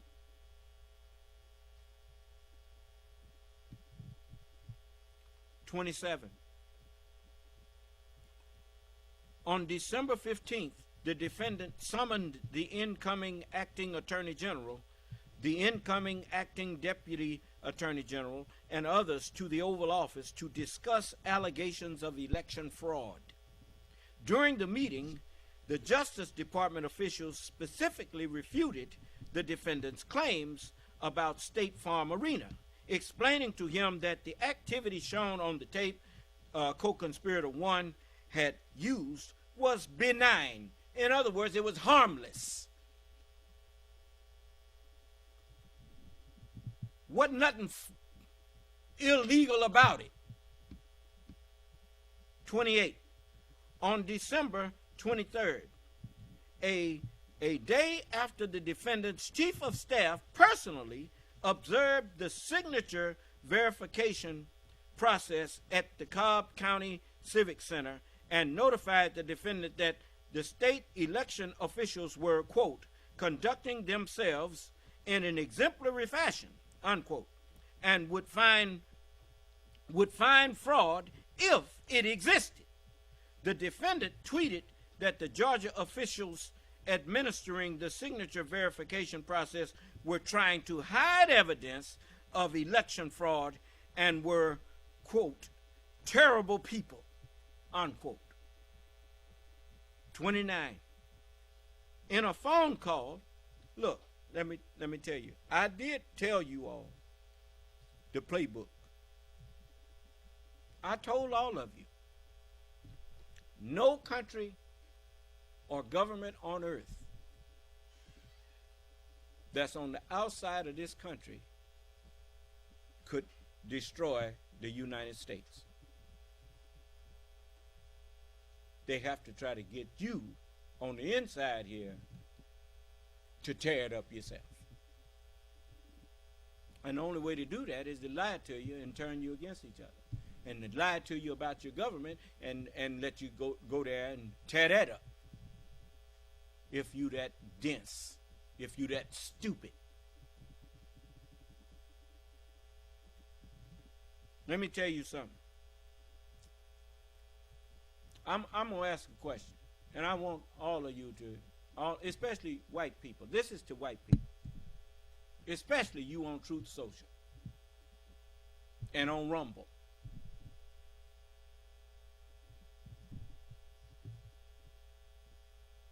Why is any white man in America poor?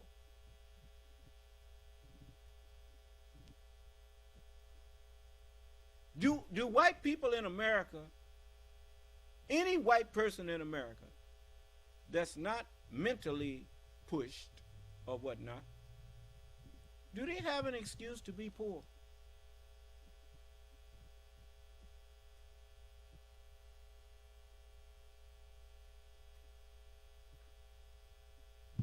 What has held you back? Come on, just tell us. How could I hold you back? It's just like they threw that out there talking about Fonnie Williams is a racist.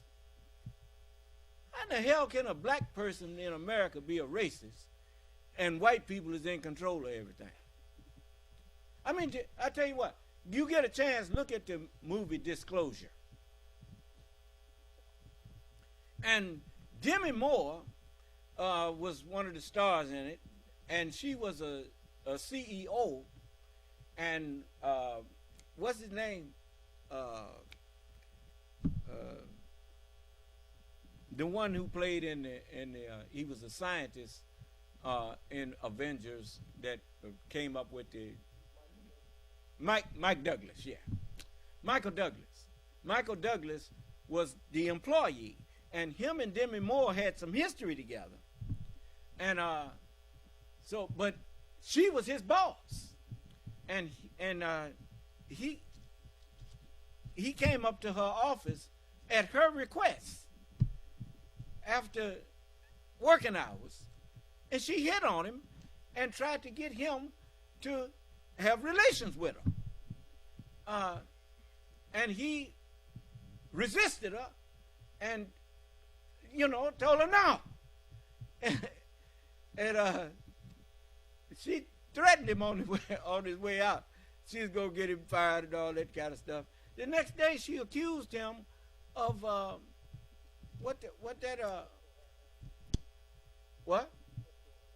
sexual harassment. And so Michael Douglas got him a lawyer who was also a woman, and she said, you have to understand something. She told him, sexual harassment is about power. What power did you have over her to harass her, and she's your boss? I mean, when did you have that power? He didn't. What black person in this country got power to practice racism? You got a black man that's just been elected mayor in Alabama, and the white folks, they are in that little town, won't let him take office. I mean, what do you people think we are?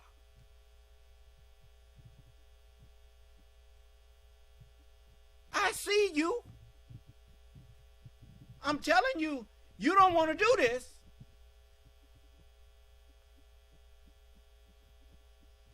You better go and listen to the Honorable Elijah Muhammad when he told you that he said this one has learned that he's just one, that he can remove Satan at once. But he's offering us a chance. He said, I warn you to accept it and glorify him.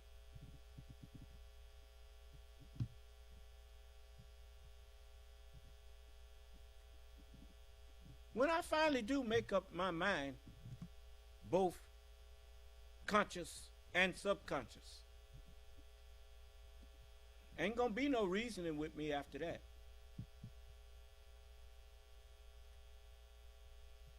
The judgment gonna be done. I'm warning you. You ain't got to believe it. You ain't never got to believe it. But I guarantee you this. You're going to be just like Noah's people when the sure truth came. And the sure truth came when the rain started.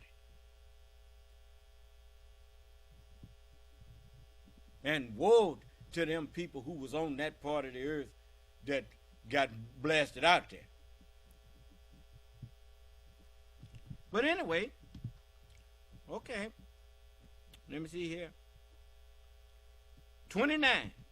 In a phone call on December 27th, the defendant, Donald Trump, spoke with the acting Attorney General and acting Deputy Attorney General. During the call, the defendant again pressed the unfounded claims regarding State Farm Arena. He knows it's a lie, but keep saying it. And pretty soon some of these fools will believe it. Oh, that's how he talks about you behind closed doors. Now, know that. Donald Trump, he wouldn't even have tried that if he hadn't already feel like he's dealing with a bunch of fools. And you know what they say about a fool and his valuables.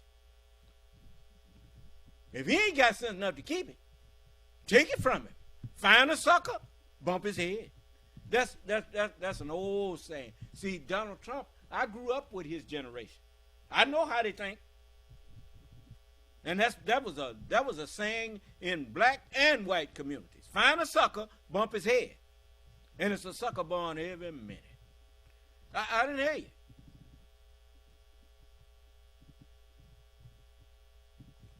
So you needn't think I don't know where you're coming from. You know what your valuables is? The Democratic Republic of the United States of America.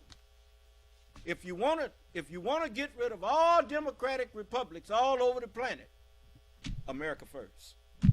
That's what he said. America first. See, you didn't know what he was doing. He was doing you like you did us in slavery. John, we got to get our crops in. Yes, sir, boss. We got to get our crops in. It wasn't no our crops. It was his crops. But he talked to us like that. Now, he talking to the world like that.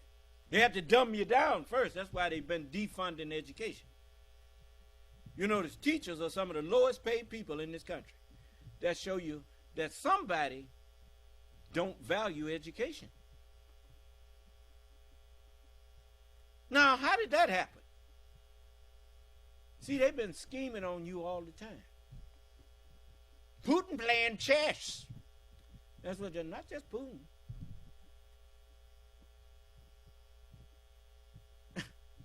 But I warned you.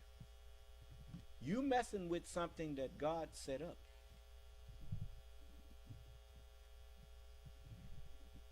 Do you honestly think God gonna let you knock down something that he put up here? Look what's happening to Putin and them over there now.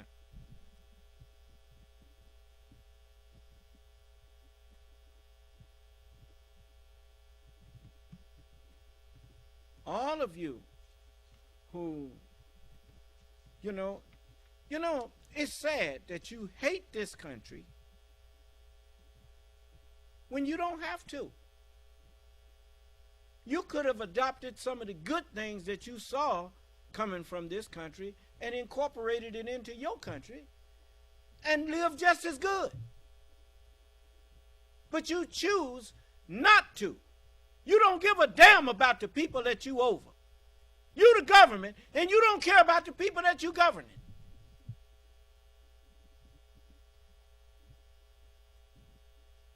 And all of them looking at the United States as the promised land, or as the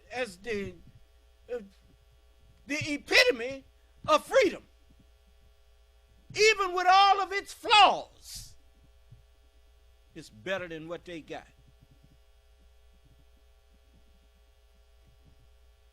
So your answer is burn it down. Let's see if we can burn it down.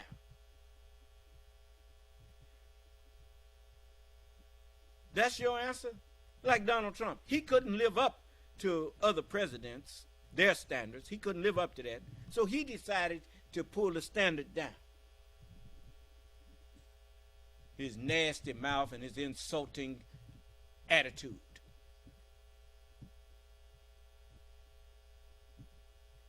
And you went for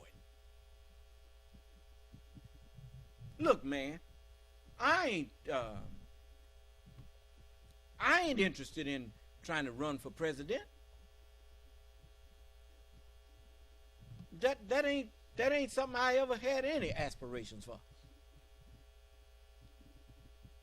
I respected the people who ran and knew that it's a certain standard. If you want to enter that lofty office, then you got to raise your game. You got to raise your character to that office. You remember, did you see, what was it, Into Darkness? What was that second one where Kirk lost his command?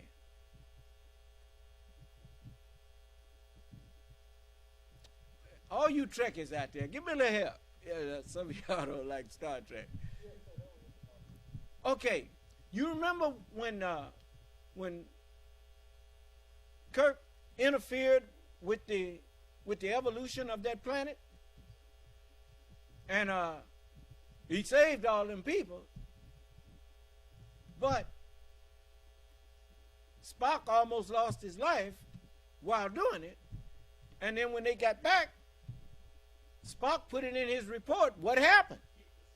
Do you understand? It wasn't about loyalty to Kirk.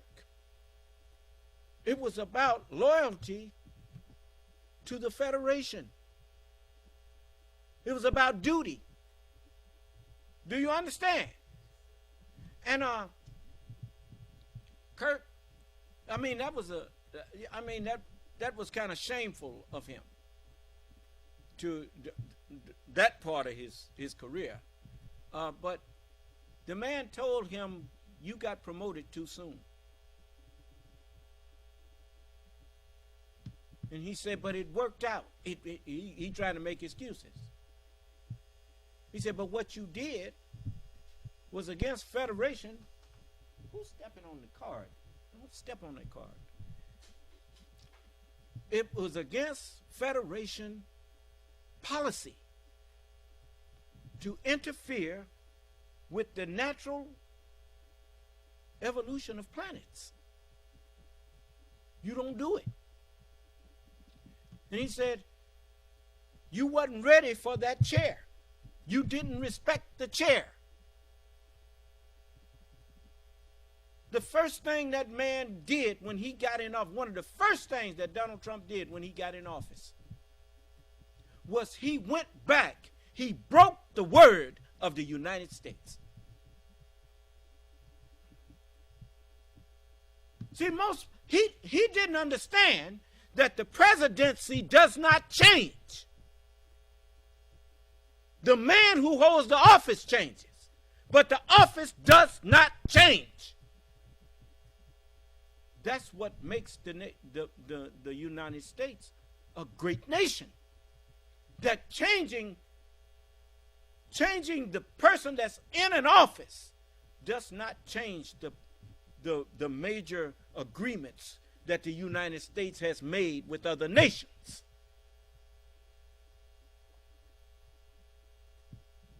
If your word changes every time your leader changes, it's just like the boy trying to add something to the actual facts. I can't add nothing to it. The messenger did not teach that lie. I've heard that before. I heard it back when the messenger was here. But it wasn't in the actual facts.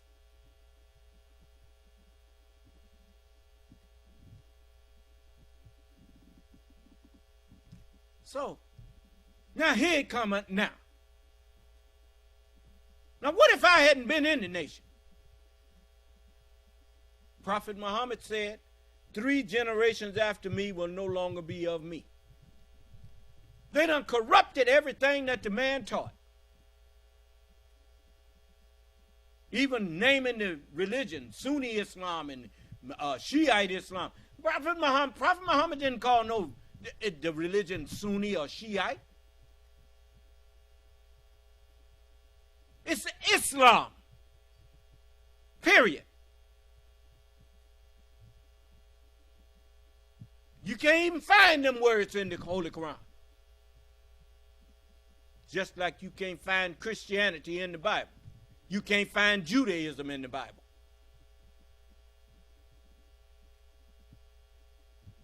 That's why they don't say nothing to me.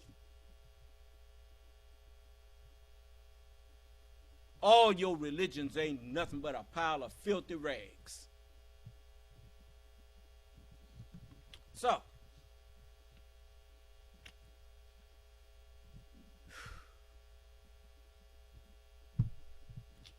he continued to push those unfounded claims regarding State Farm Arena, and the 2 top Justice Department officials again rebutted the allegations, telling him that the Justice Department had reviewed videotape and interviewed witnesses and had not identified any suspicious conduct.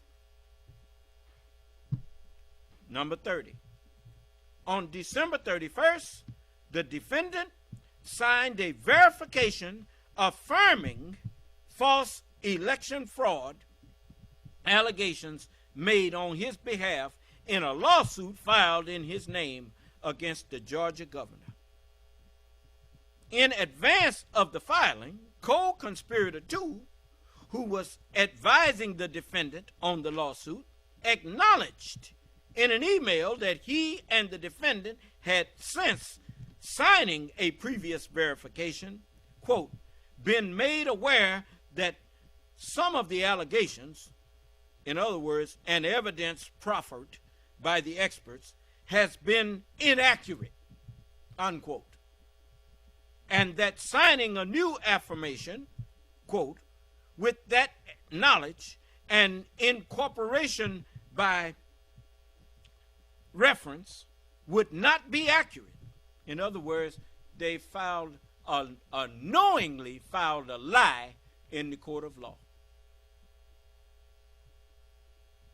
The defendant and co-conspirator 2 caused the defendant's signed verification to be filed nonetheless.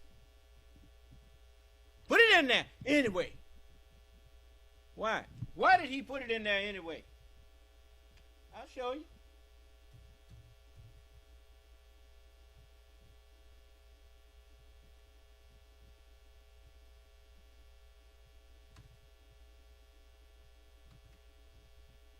When I read that Donald Trump yesterday took aim at the American justice terrorist from Tuesday, been taken from us. Beautiful lives that have been taken. We'll never ever forget the beautiful attack. Here's Donnie Boy himself.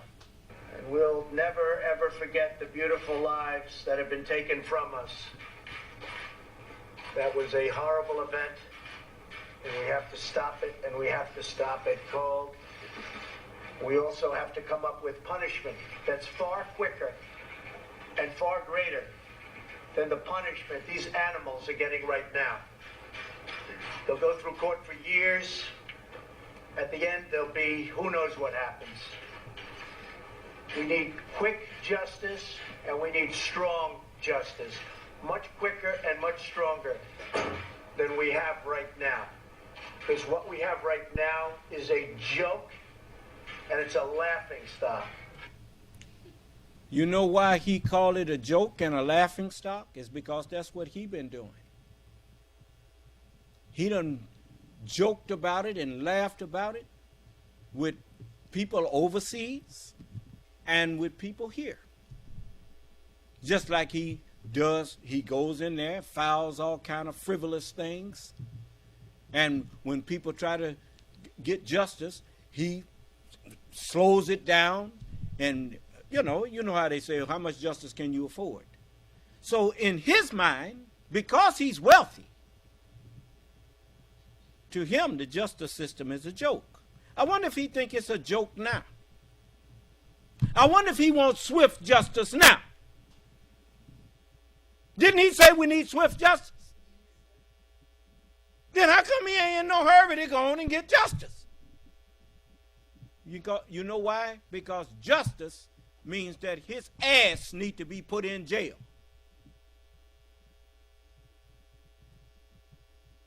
Can't put him in jail, but you can put his ass in there.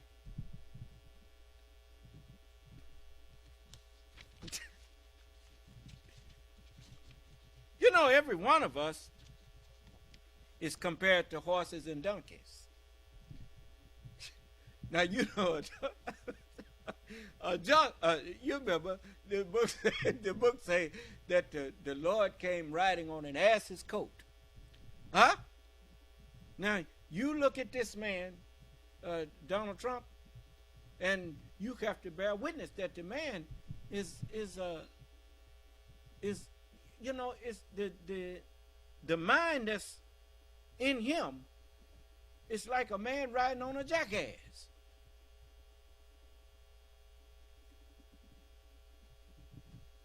So you can't put a mind in jail, but you can put the one that is riding in jail. Do you understand? I'd like you to see that I know what I'm saying. Just like you thought calling people dogs was insulting people. No. Calling them what they are. People who despise God. Despisers of God. No man can serve two masters. Either he will love one and hate the other, or he will cleave to the one and despise the other. These people are cleaving to lies, separating themselves to lies. Newsmax and Fox News. And that's all they watch all day long. They won't watch nothing else. That way they don't have to, like them three monkeys. I ain't gonna hear no evil, I ain't gonna see no evil, and I ain't gonna, what was it? Speak no evil. What? Hear no evil about Donald Trump? Speak no evil about him, and see no evil. Don't care how much evil he do. Monkeys. Yeah. Okay. You get mad at me all you want, but I bet you won't be calling me up with no threats. You might do it once. It's a lot of them done thought they was going to do it, and their head got tight, and they changed their mind. I told you, I'm not here at your mercy.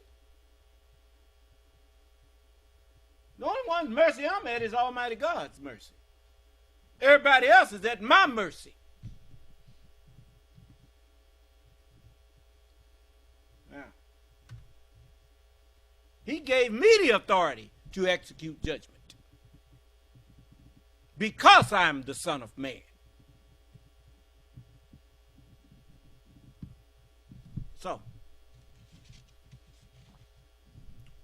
So it says,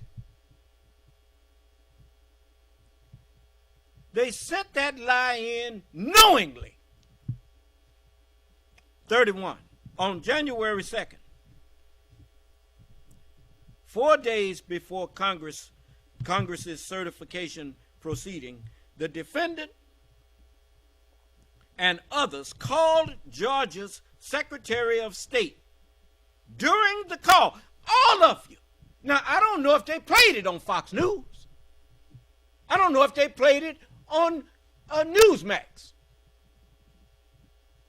But you could hear the call where he was telling the man to find some, just make up some votes.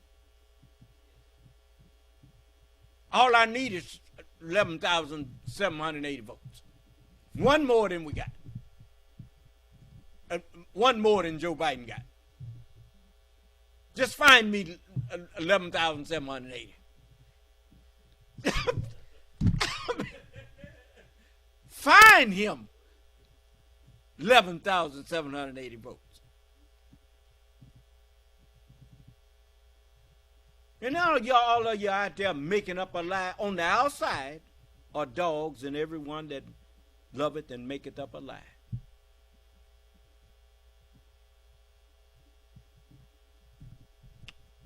Okay, I'm giving you a chance to get back across that line.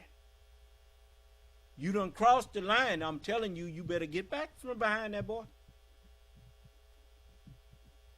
I don't call him that man because he's not a man.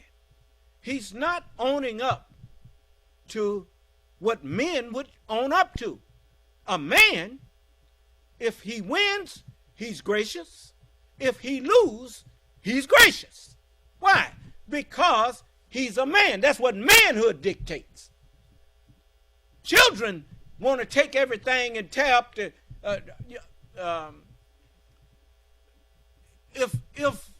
If he don't be on the winning team, he take his ball and bat and everything and stop the game. If you won't let him cheat, he takes all of the stuff. The one who had the gloves and everything, he said, well, I'm going home. And he takes his stuff home. That's the way children do. If they can't get their way, they just tear up everything.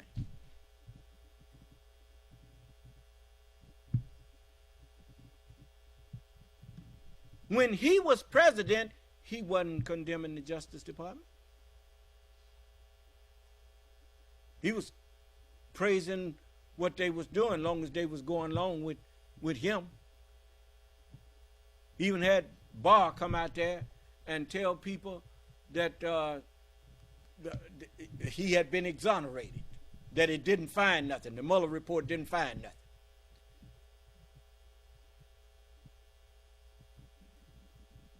Then when Barr couldn't take it no more, he saw what was coming. William Barr knew that those men and women in the Justice Department, them people, they were mostly Republicans. And them people didn't play no games with you when it comes to their country. Let me tell you something. Do you know what it means when a person will give their life for their country? Do you know what that means? It means they will kill you.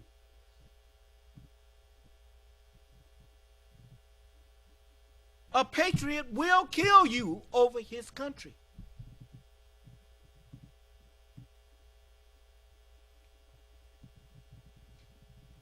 It's just like them boys. If you think that the Washington, the Capitol Police, that the murder of Officer Sicknick have been forgotten, you are gravely mistaken. Why you think the police down in Florida and different places didn't put up no bunch of barricades or nothing? They was actually hoping that some of them did come up there acting a fool like that again, so they can make an example out of your sorry ass.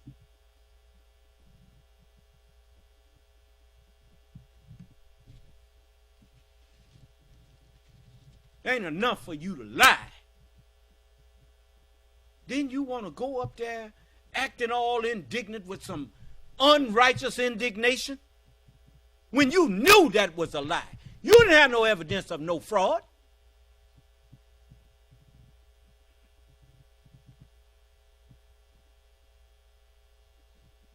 Then you had these sycophants in Congress talking about that was just tourists. Tourists. Man sitting up in the House of Representatives and in the Senate describing a coup attempt as tourists visiting Washington.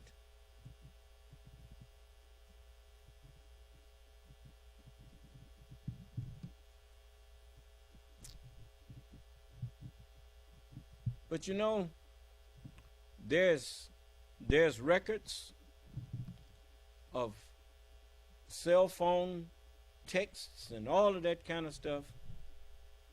And that's why they all attacking them, Jim Jordan and all of them attacking the FBI and the Justice Department now. Talking about they investigating it. That's a lie within itself. The House of Representatives ain't got no investigatory body. The FBI is the investigatory body of the United States. So you saying you got the FBI investigating the FBI. You liars. They want to turn the American people against the protectors of the United States.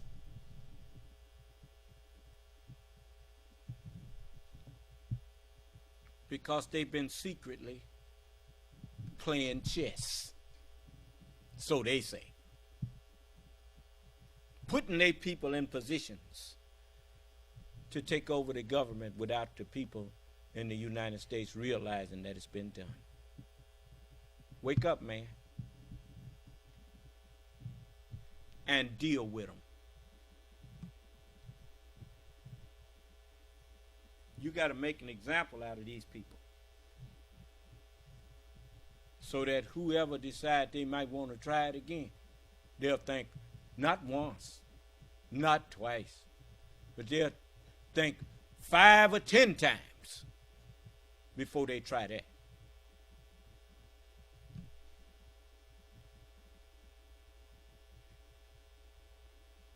If you are a nation like this one that allows immigration, allows people to come in and welcome them in and allow them the freedoms that the Constitution gives,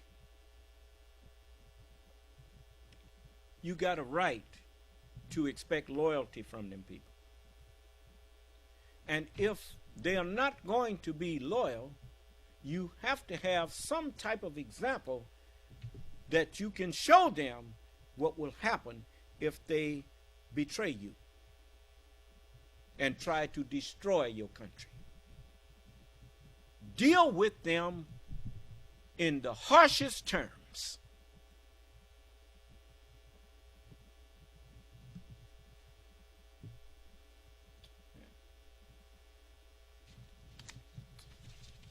Anybody disagree with me on that? What's wrong? You do all that fat mouthing on Fox News.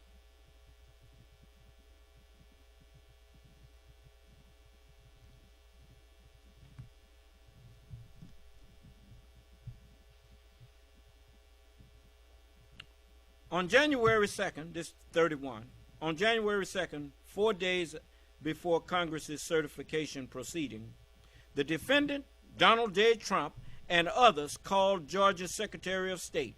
During the call, the defendant lied to the Georgia Secretary of State to induce him to alter Georgia's popular vote count and call into question the validity of the Biden electors' votes, which had been transmitted to Congress weeks before, including as follows.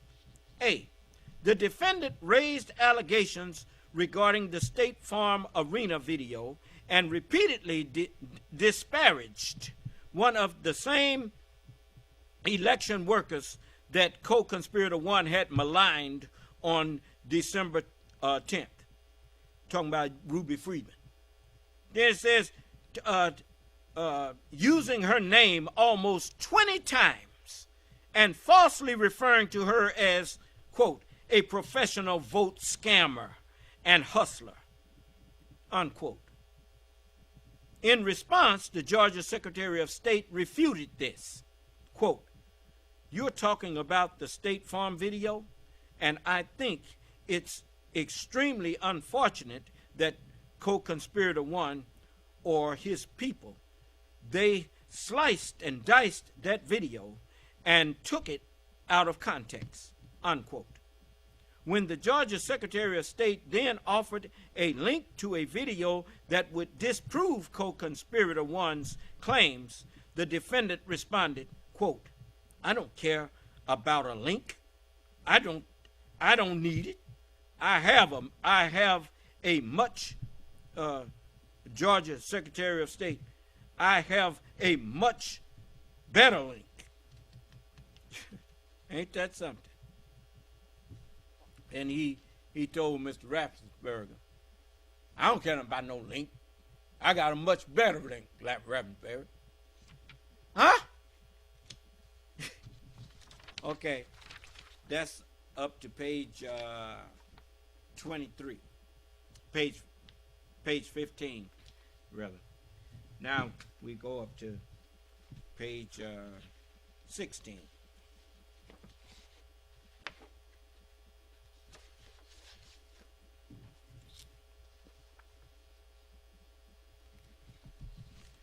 B.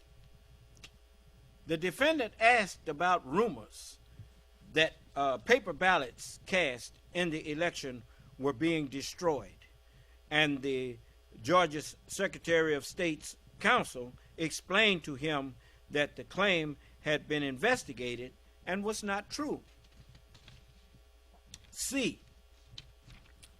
The defendant claimed that 5,000 dead people voted in Georgia, causing the Georgia Secretary of State to respond, quote, well, Mr. President, the challenge that you have is the data you have is wrong. The actual number were 2. 2 people that were dead that voted. And so your information's wrong. That was 2. D. The defendant, Trump, claimed that thousands of out-of-state voters had cast ballots in Georgia's election, which the Georgia Secretary of State's counsel refuted, explaining, quote, we've been going through each of those as well, and those numbers that we got that defendant's counsel was just saying, they're not accurate. I'm going to tell you something. If you done voted, you know you can't go in there and vote if your name ain't on that register. Huh? I mean, that's just outlandish lies. It says, everyone we've been through are people that lived in Georgia, moved to a different state, but then moved back to Georgia legitimately. They moved back in years ago. This was not like something just before the election. It says E.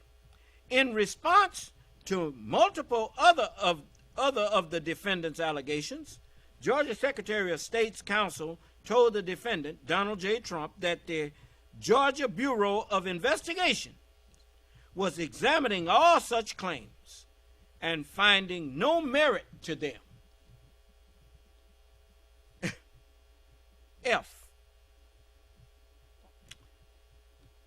The defendant said that he needed to, quote, unquote, find 11,780 votes, and insinuated that the Georgia Secretary of State and his counsel could be subject to criminal prosecution if they failed to find election fraud as he demanded, stating, quote, "And you are going to find that they are, which is totally illegal.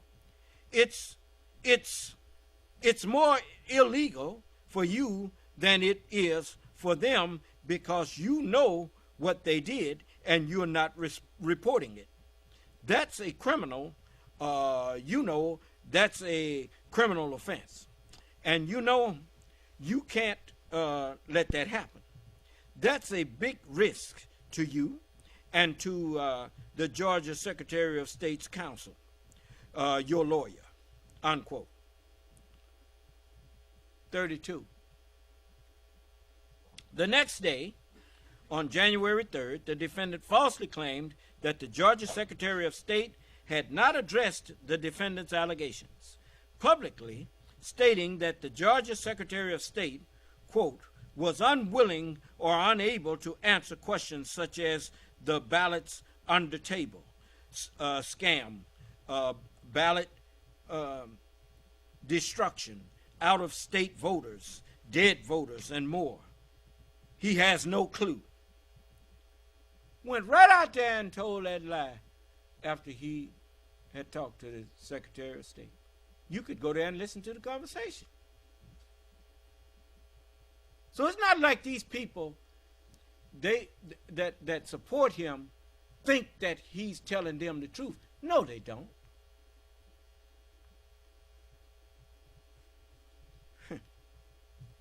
On January 6th, the defendant publicly repeated the knowingly false insinuation that more than 10,300 dead people had voted in Georgia.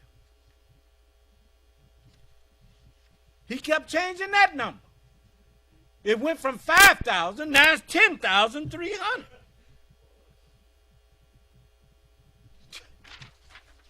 You know, I remember when I was growing up, one of our neighbors, Miss Hoffman, she was brutally frank. And she called us in sometime, because you know how parents are calling the children in to ask them what's your problem out there. And so all of the parents, they all questioned us. And we be in there trying to say, she said, "Wait a minute, get your lies straight." And you know, it was the way she would say it that she knew we was not being forthcoming with the truth. And she said, "Get your lies straight." See, he lies so much that he just say things. And then you go back, he said, "I thought he said it was 5,000. Now it's over 10,300. I mean, really. Anyway, 34, Michigan. On November 5th, 2020, the defendant claimed that there had been a suspicious dump of votes, purportedly illegitimate ballots, stating, quote, "In Detroit, there were hours of unexplained delay in delivering many of the votes for counting. The final batch did not arrive until 4 in the morning, and even though the polls closed at 8 o'clock. So they brought it in, and the batches came in, and nobody knew where they came from," unquote. Lying again. 35. You know, and the sad part, these people that listen to that liar, they ain't even asked themselves a simple question. Why is he saying this instead of bringing the witnesses that he wasn't in Michigan? So what, is he clairvoyant now? Why he didn't show you somebody that saw this stuff and let them come and tell you. The same reason he didn't let the CDC come out and talk to you when that deadly virus was here. Talking about he wanted to play it down. Well, how could he play it down if he let the CDC talk to you? They wasn't going to play it down. So he wouldn't let them talk to you. And consequently, a lot of your relatives are dead now because that fool was in the White House instead of in the outhouse.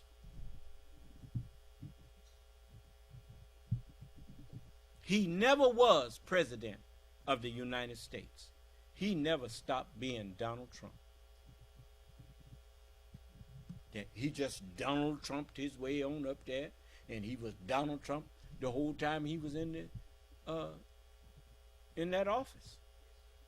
He never was Mr. President. And you notice every time something went wrong, he tells that so and so did that. He even tried to blame General Milley for bringing him, according to them, what would happen if it was plans to attack Iran, because he had broken the deal with Iran. So you know he the one that asked for some kind of schedule on that.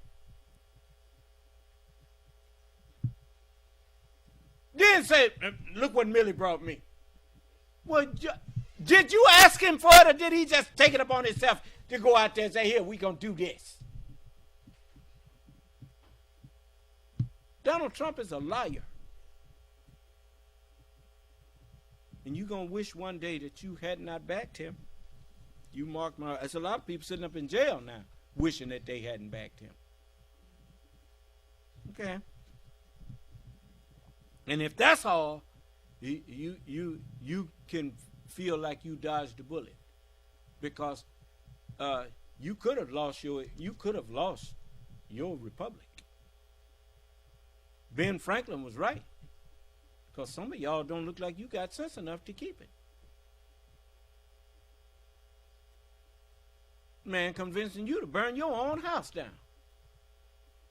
You ain't even thought about what kind of government you gonna have when you get rid of this government here. You can't have a Federal Reserve without a federal government. Oh, you're gonna just change everything from dictator to, you're gonna put a dictator in the office, but you're gonna still have legitimate judges and all of that guy. Did you see what happened to Navalny? What's his name? Navalny in Russia? He was running against Putin. Now he's sitting up in jail on trumped up charges.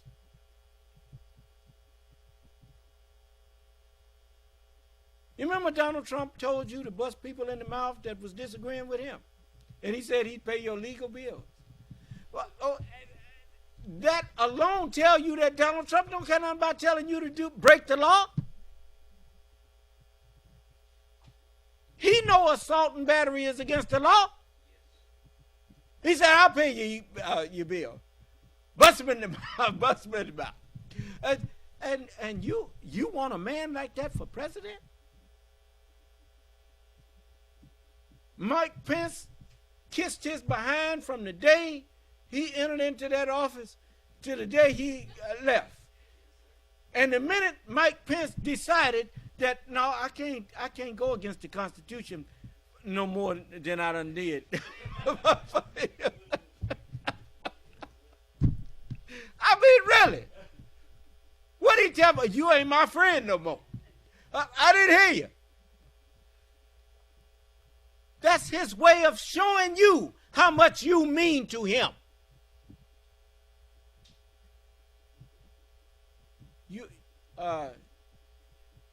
Some of y'all ain't never drank beer. But you know, when people drink beer, you'll see them nursing that can. But when it's empty, they crush it. They do with it. It ain't nothing. You don't want no more. When he finished with you, he gonna crush you. You mark my words. Yeah. If you don't take this lesson, you're going to be the lesson. So, now, are we still on Truth Social? Yes, sir. You sure? Yes, sir.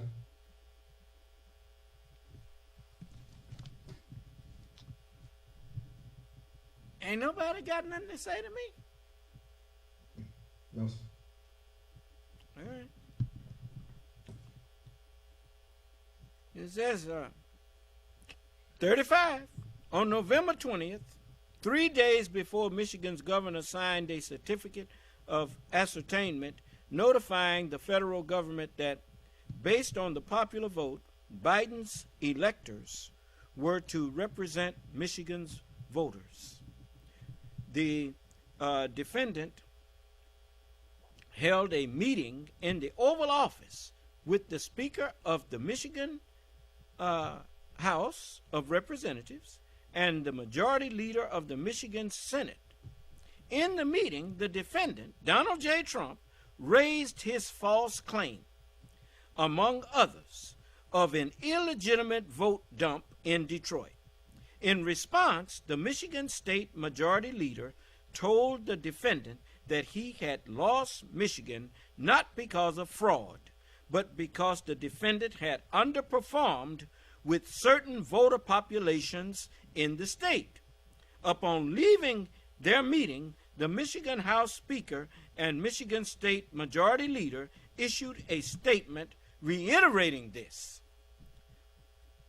And the state statement is as follows. The Senate and House Oversight Committee are actively engaged in a thorough review of Michigan's elections process, and we have faith in the committee process to provide greater transparency and accountability to our citizens. We have not yet been made aware of any information that would change the outcome of the election in Michigan, and as legislative leaders, we will follow the law and follow the normal process regarding Michigan's electors, just as we have said throughout this election.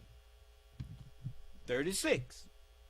On December 1st, the defendant raised his Michigan vote dump claim with the Attorney General, who responded that what had occurred in Michigan had been the normal vote counting process, and that there was no indication of fraud in Detroit. 37. Despite this, the next day, Donald J. Trump made a knowingly false statement that in Michigan, quote, at 6:31 in the morning, at 6:31, that makes the lie more palpable, as though he's really watching some clock. At 6:31 in the morning, a vote dump of 149,772 votes came in unexpectedly. We were winning by a lot. That batch was received in horror. Nobody knows anything about it. It's corrupt. Detroit is corrupt. I have a lot of friends in Detroit. They know it. But Detroit is totally corrupt. Unquote. 38. On December 4th, co-conspirator 1 sent a text message to the Michigan House Speaker reiterating his unsupported claim of election fraud and attempting to get the Michigan House Speaker to assist in reversing the ascertainment of the legitimate Biden electors, stating, quote, looks like Georgia may well hold some factual hearings and change the certification under Article 2. Article 2, Section 1, Clause 2 of the Constitution. As co-conspirator 2 explained, they don't just have the right to do it, but the obligation. Help me get this done in Michigan. I seem to recall a history of y'all doing this kind of stuff with a young man named Emmett Till. Woman say he whistled at her. And before she died, she said she lied.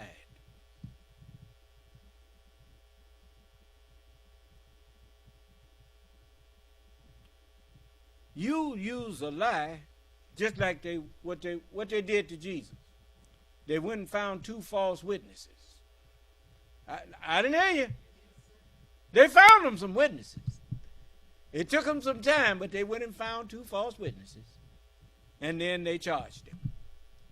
You understand? Okay.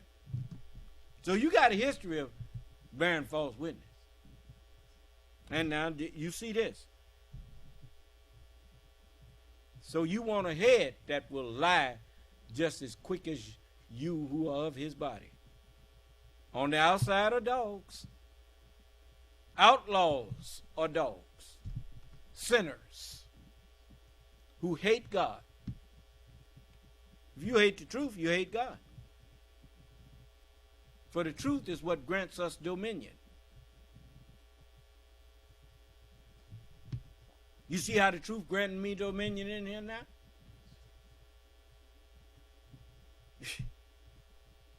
$39. Similarly, on December 7th, despite still having established no fraud in Michigan, co-conspirator 1 sent a text intended for the Michigan State Majority Leader. Quote, so I need you to pass a joint resolution from the Michigan legislature that states that the election is in dispute. There's an ongoing investigation by the legislature, and the electors sent by Governor Whitmer are not the official electors of the state of Michigan and do not fall within the safe harbor deadline of December 8th under Michigan law. The governor is the one that have to sign the thing to make them legitimate. The governor had already sent that.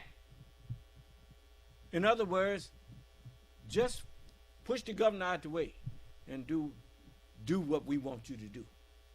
Okay. 40.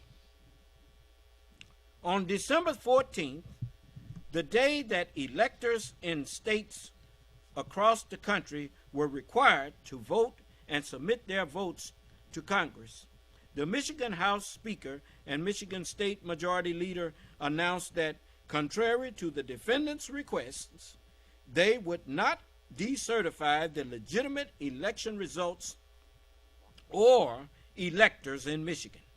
The Michigan Senate Majority Leader's public statement included, quote, we have not received evidence of fraud on a scale that would change the outcome of the election in Michigan, unquote. The Michigan House Speaker's public statement read in part, we've diligently examined these reports of fraud to the best of our ability. I fought hard for President Trump. Nobody wanted him to win more than me. I think he's done an incredible job, but I love our republic too. I can't fathom risking our norms, traditions, and institutions to pass a resolution retroactively changing the electors for Trump, simply because some think there may have been enough widespread fraud to give him the win. That's unprecedented for good reason, and that's why there is not enough support in the House to cast a new slate of electors. I fear we'd lose our country forever. This truly would bring mutually assured destruction for every future election in regards to the Electoral College. And I can't stand for that. I won't. Powerful statement. 41. On January 6th, 2021, the defendant, Donald J. Trump, publicly repeated his knowingly false claim regarding an illicit dump of more than 100,000 ballots in Detroit. Now, this is the smoking gun evidence against this man. The man tried to destroy the republic. He was president of the United States and incited people to march up to the Capitol and told them to fight like hell. And tried to make the Secret Service take him there.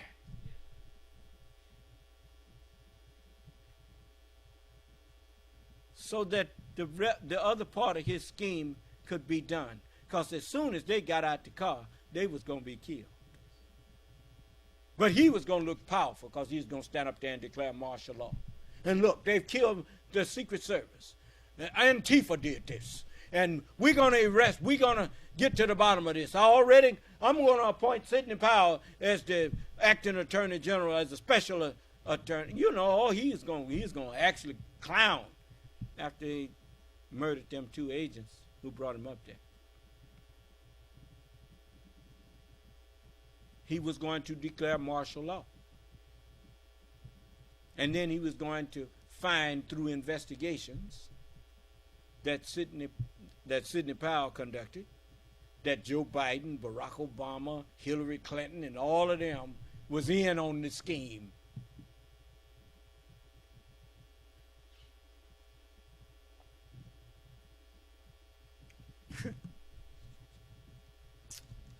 The best laid plans of mice and wannabe men. Pennsylvania,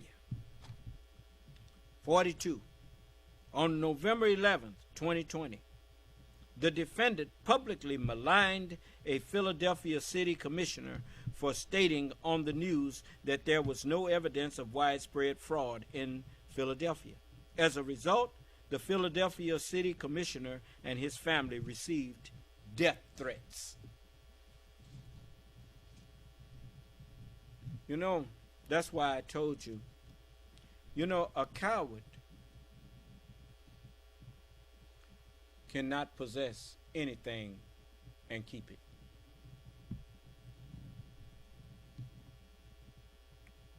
Because the fear that controls him is the strings by which he can be controlled by those who threaten him.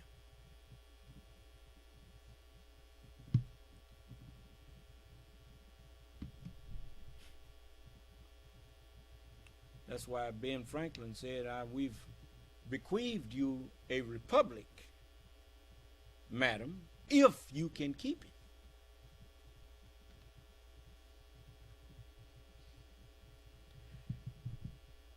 Let's say, does that star-spangled banner yet wave over the land of the free and the home of the brave, or have cowards took it over?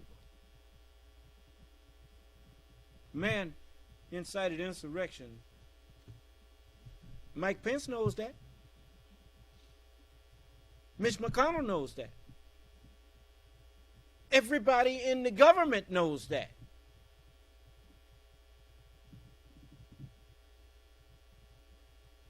Why they don't say it? The fear of man bringeth a snare. What are they afraid of? Oh, did you take the money? Did you agree to be complicit? Oh, just declare that there was inconsistencies in the election, and leave the rest to me and the Republicans in Congress, in the Senate. That's what he told them. And I'm paraphrasing it. That's what he said. Leave the rest to me and the Republicans in the Congress.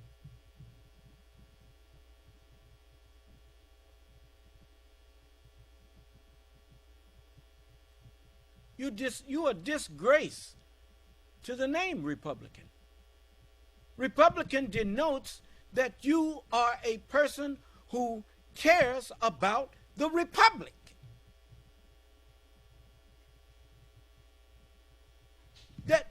That's the name of this country.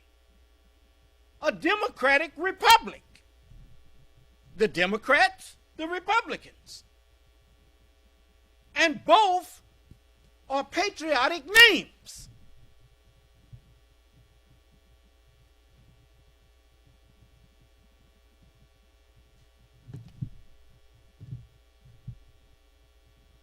The elephant is symbolic of not forgetting. If you don't forget the Constitution, you will always be able to uphold it. The donkey. I'll go with you. But you ain't going to force me to go nowhere.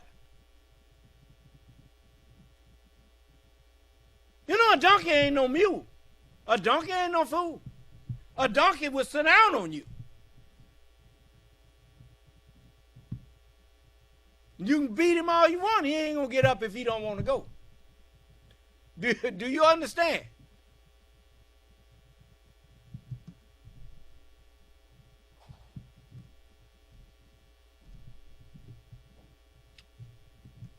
Man, y'all don't. You got all these symbols and all of this stuff.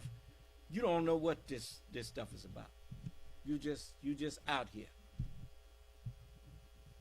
You got white people in this country that don't have the slightest clue as to why this flag is red, white, and blue.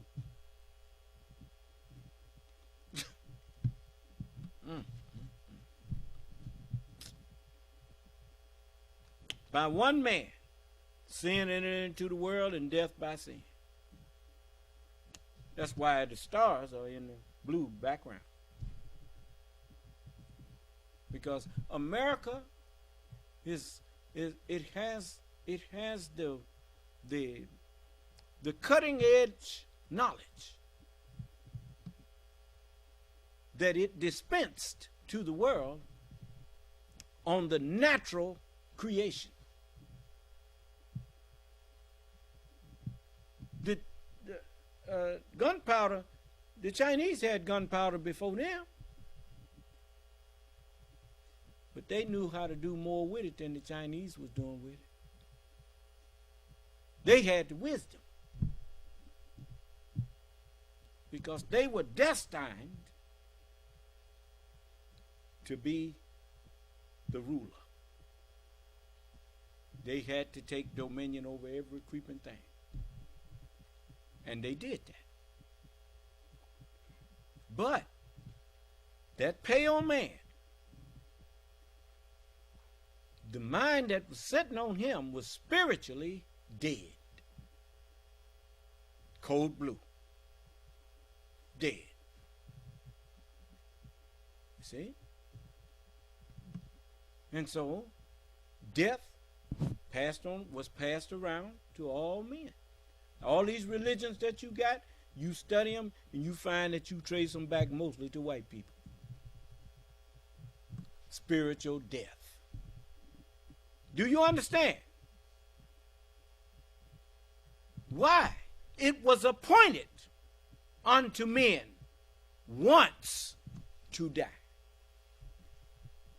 Why appointed? Because the devil was destined to have dominion. So naturally, when you get up under him, as it says, I beheld a pale horse, a pale people, and his name that sat upon him was called death, spiritual death. And hell followed with him. Hello? I mean, see, you don't know what hello means. Hell over. You know, and you in the military, there's a company C over. Huh? And the truckers, they don't say over most of the time. They'll say come back.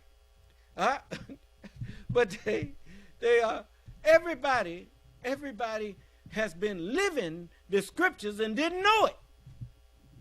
Well, you were dead to that knowledge. You see? That's why his states are in death, in darkness. Spiritual darkness. Not natural darkness, spiritual darkness. That's why you got all this technology and you wicked and crooked as a dog's hind leg. With all this great technology you have, how do you use it? To corrupt people. You don't use it to enlighten. You use it to deceive. What is Newsmax doing with this great instrument, the internet and the television and the power of the air, the prince of the power of the air? He uses it to lie to you. And you just soaking it up, lapping it up like a hog lapping up slop. Truth and mathematics are the same language. In mathematics, you have to prove your answers. Why you don't make these people prove what they say? If you demand proof of what these people were saying to you, they couldn't be poisoning you and your children. There's a lot of your relatives would still be alive now that died simply because they was being lied to, and you didn't let the ones who they was lying on. If they was saying the CDC was lying to us, why didn't they bring someone from the CDC on and challenge them? I'll tell you why. Because the people who were saying the CDC was lying to you, they were not scientists. And they couldn't find no scientists that would argue with the CDC. So the only thing they could do is just tell you a lot of stuff and then get you to believe it just because they said it. And that's what you wanted, so you went and lapped it up. Children do that. They eat for taste. I like that. I like the way that tastes. Just because it tastes good don't mean it's good for you.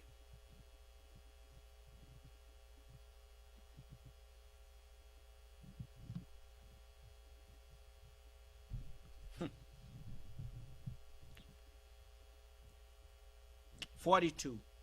I read that already, didn't I? 43. On November 25th, the day after Pennsylvania's governor signed a certificate of ascertainment and thus certified to the federal government that Biden's electors were the legitimate electors for the state, co-conspirator one, that's old Rudy Giuliani, I think, orchestrated an event at a hotel, yeah, that's him, in Gettysburg, attended by state legislators. Co-conspirator one falsely claimed that Pennsylvania had issued 1.8 million absentee ballots and received 2.5 million in return. In the days thereafter, a campaign staffer wrote internally that co-conspirator one's allegations was, quote, unquote, just wrong.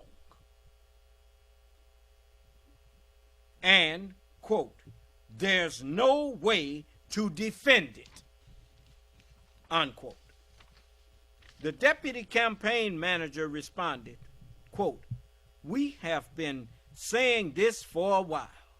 It's very frustrating, unquote. 44.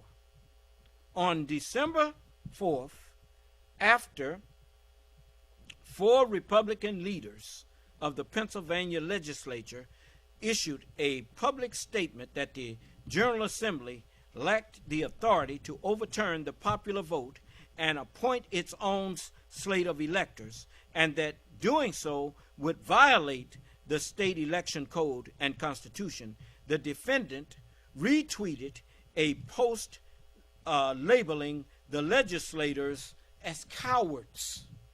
Why did he call them cowards? He called them cowards because they were afraid to break the law.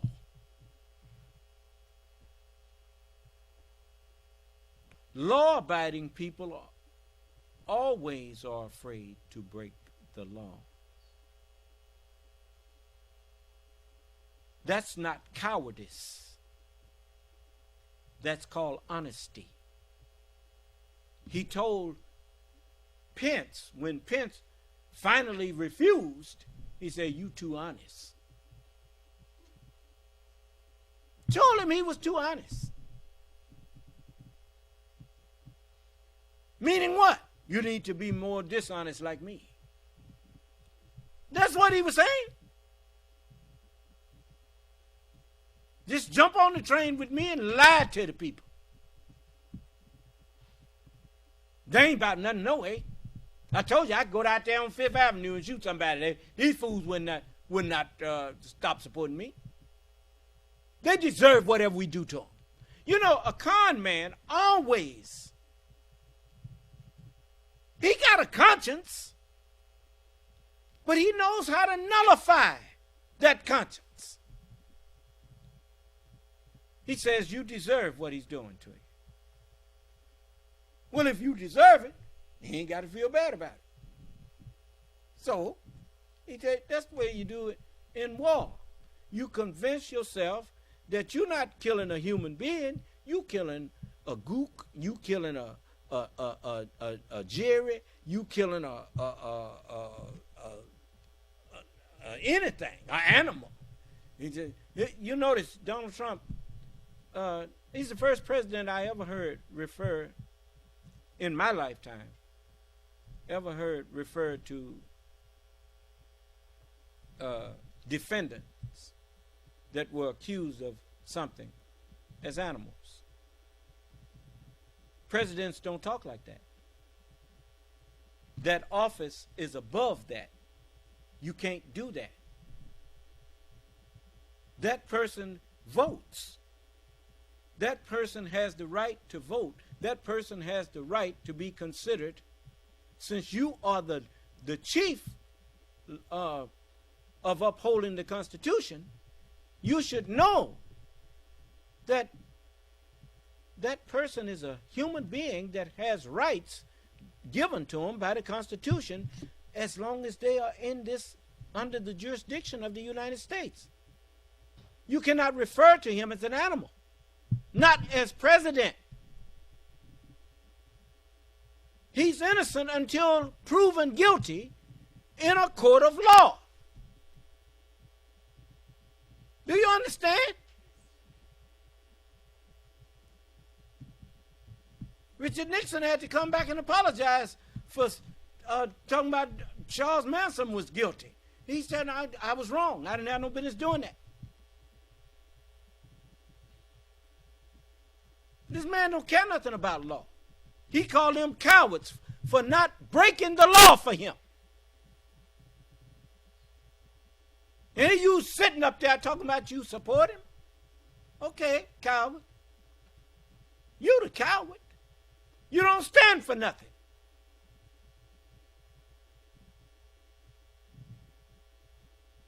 He's a coward. When he had a right to face E. Jean Carroll. Why didn't he? Because he's a coward.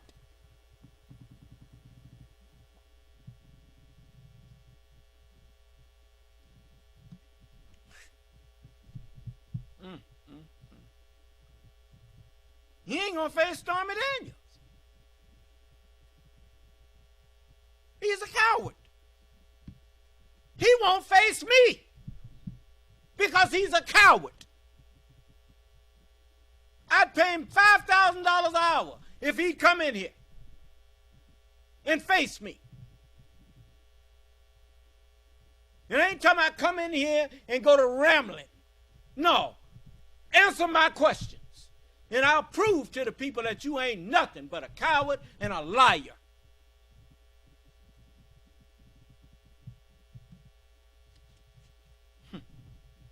You put the most powerful military on the planet in the hands of a coward.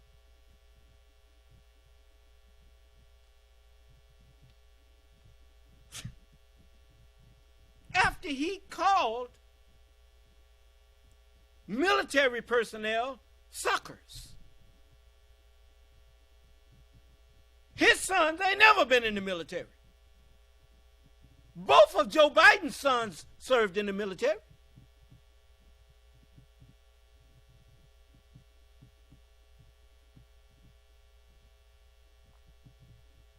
Donald Trump didn't go in the military.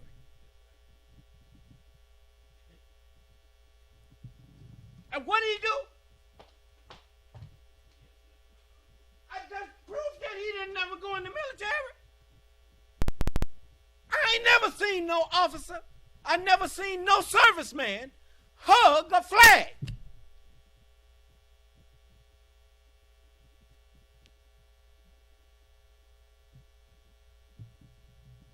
That's the same as encasing it. Salute all officers and standards, not cased. He got all kind of cases against him, so I don't know how you going to put him in the White House. You got people that can't even vote because you don't put them in jail for trying to vote after they've been in the jail. Now you're trying to put a jailbird in the White House? What are you doing? Oh, you doing that to hurt me. Do I look like I was hurt by Donald Trump? I mean, really? Do I look like it matters to me that I'm got some stake in if Donald Trump get elected? Oh, the sky gonna fall on me. Oh yeah. You sure are a fool, aren't you?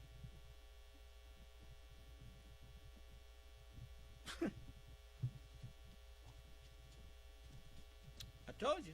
You know, when you care about people, most people that don't care nothing about you, they can't recognize when somebody care about them because they don't care nothing about nobody. Allah told me, Son of man, I have made you a watchman unto the house of Israel. Therefore, hear the word at my mouth and go and give them warning. That's what I did. I gave you warning about Donald Trump. In 2016, I warned you that he was going to attempt to destroy your government. Now you saying it. The ones who got eyes to see. Anyway, Wisconsin. Oh, I didn't do 46, did I? It says, on January 6th, 2021, the defendant publicly repeated his knowingly false claim that there had been 205,000 more votes than voters in Pennsylvania. On 47, Wisconsin. On November 29th, 2020, a recount in Wisconsin that the defendant's campaign had petitioned and paid for did not change the election result, and in fact increased the defendant's margin of defeat. They found more votes for Biden than they had originally found when they did a recount. 48. On December 14th, the Wisconsin Supreme Court rejected an election challenge by the campaign. One justice wrote, quote, "Nothing in this case casts any legitimate doubt that the people of Wisconsin lawfully chose Vice President Biden and Senator Harris to be the next leaders of our great country." Yeah, you know, just saying that, of our great country, shows you that ain't none of them people that really sincere buying into this, talking about make America great again. America was already great.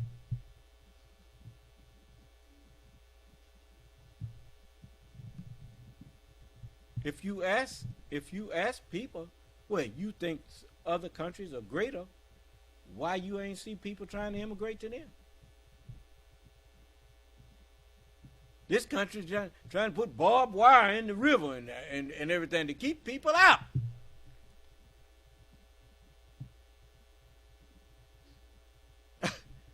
Everybody, you got people from all over the earth trying to immigrate to the United States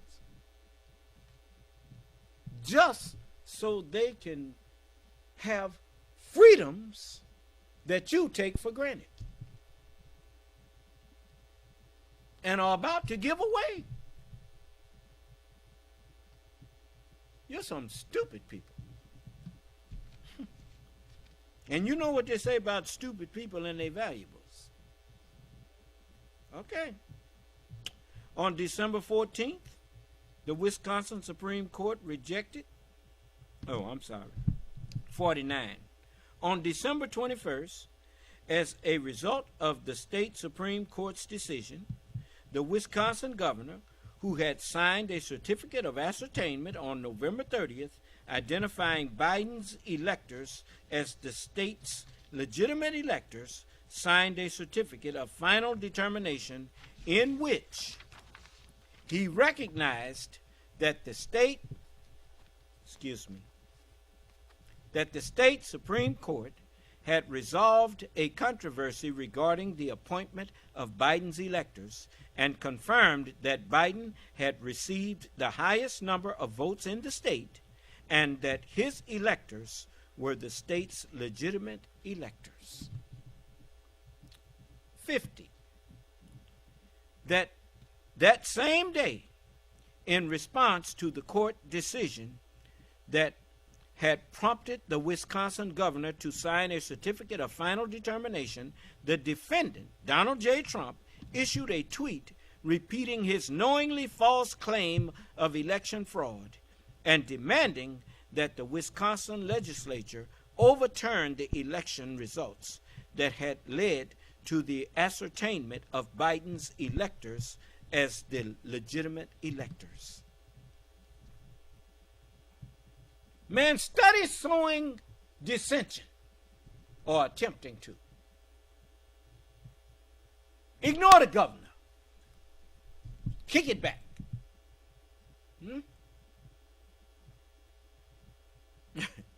Boy, this is rich.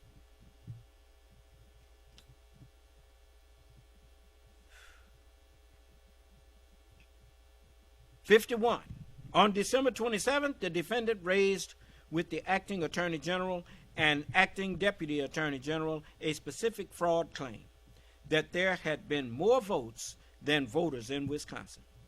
The acting deputy attorney general informed the defendant, Donald J. Trump, that the claim was a lie, was false. 52. On January 6, 2021, Donald J. Trump, the defendant, publicly repeated knowingly false claims that there had been tens of thousands of unlawful votes in Wisconsin. The defendant's use of dishonesty, fraud, and deceit to organize fraudulent slates of electors and cause them to transmit false certificates to Congress. 53. As the defendant's attempts to obstruct the electoral vote through deceit of state officials met with repeated failure, beginning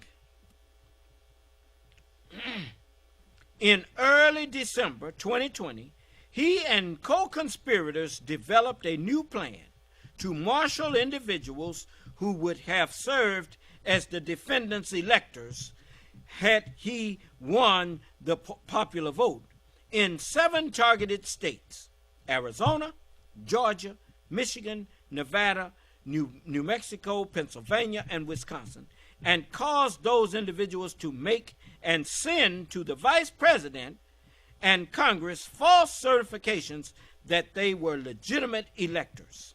Under the plan, the submission of these fraudulent slates would create a fake controversy at the certification proceeding and position the vice president presiding on January 6th as president of the Senate to supplant legitimate electors with the defendant's fake electors and certify the defendant as president.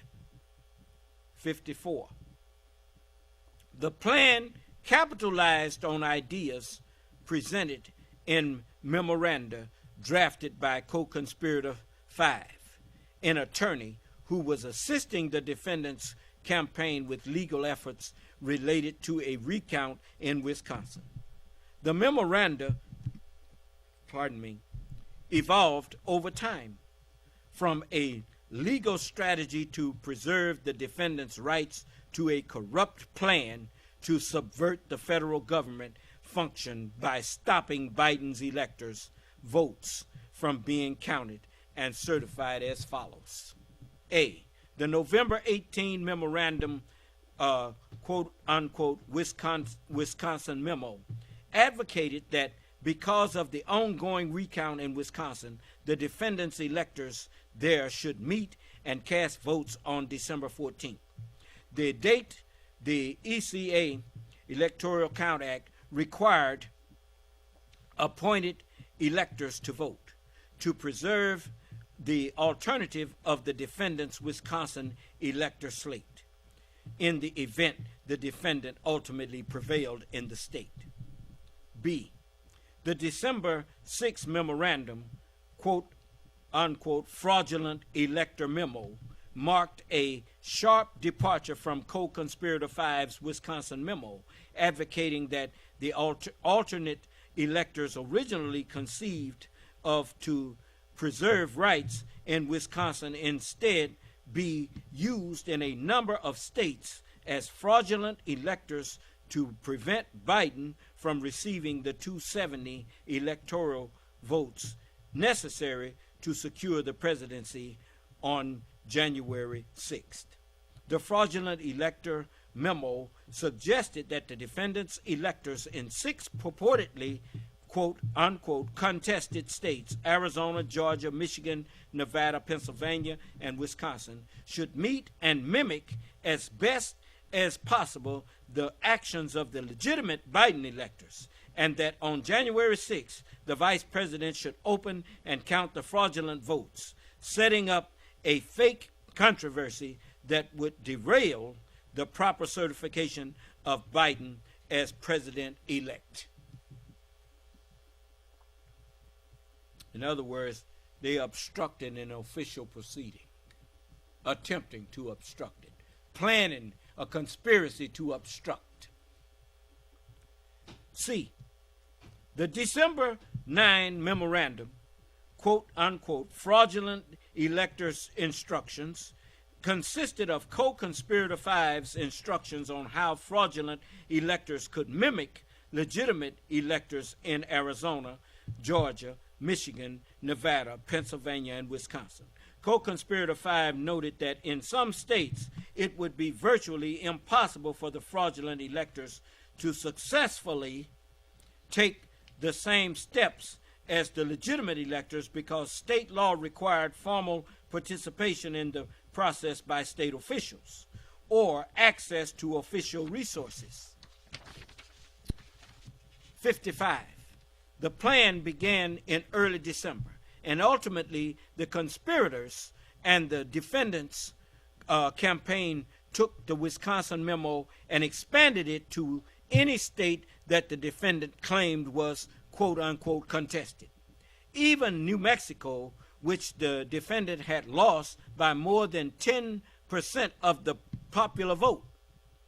This expansion was forecast by emails the defendant's chief of staff sent on December 6th, forwarding the Wisconsin memo to campaign staff and writing, quote, "We just need to have someone coordinating the electors for states," unquote. 56. On December 6, the defendant and co-conspirator 2 called the chairwoman of the Republican National Committee to ensure that the plan was in motion. During the call, Conspirator 2 told the chairwoman that it was important for the RNC to the Republican National Committee to help the defendant's campaign gather electors in targeted states, and falsely represented to her that such electors' votes would be used only if ongoing litigation in one of the states changed the results in the defendant's favor.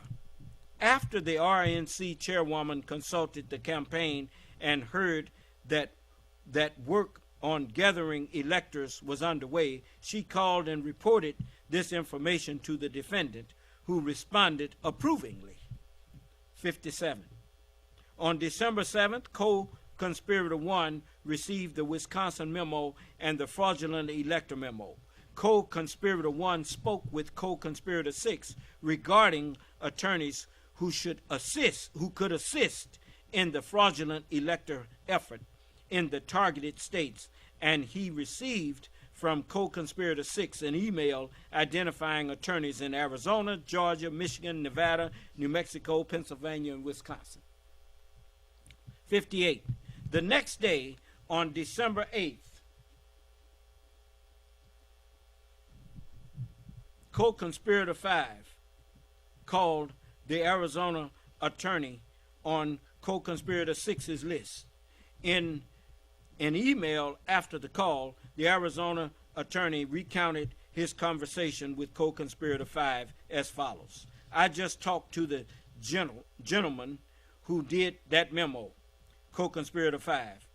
His idea is basically that all of us, Georgia, Wisconsin, Arizona, Pennsylvania, etc., have our electors send in their votes, even though the votes aren't legal under federal law, because they're not signed by the governor.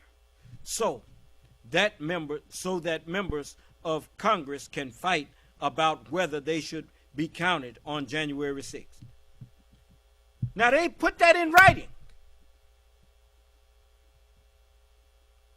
They could potentially argue that they're not bound by federal law because they're Congress and make the law, etc. Just making up something. Kind of wild, creative. I'm happy to discuss. My comment to him was that I guess there's no harm in it, legally at least, i.e. we would just be sending in quote unquote fake electoral votes to Pence so that quote unquote someone in Congress can make an objection when they start counting votes and start arguing that the quote unquote fake votes should be counted. Yeah. And they put it in writing. Now you see why they ain't naming the co-conspirators. Obviously, some of them done seen they come to Jesus moment. So I'm gonna stop right there. It's late. I know some of y'all tired, and I'm gonna let you go. If it pleases Allah, we will read some more of this to you tomorrow after prayer, and just a little of it, and then finish it up Sunday. If anyone has any questions for me, I will answer them, as long as it don't require me to go into too much detail. If that be the case, I will just tell you, why don't you ask me that tomorrow, because it is late now. Any questions? Anybody find fault in anything that I read or said? Okay. Then I'm look forward to talking with you again tomorrow. at 1 p.m. And until then, may Allah bless us all and keep us safe and in our right minds. And may Allah grant each and every one of you who received the truth with thanksgiving. May He bless you with a peaceful and pleasant night's rest and sleep, and a happy, peaceful, and pleasant morning's rise. May Allah's Salam Alaikum. This session is no longer goodbye.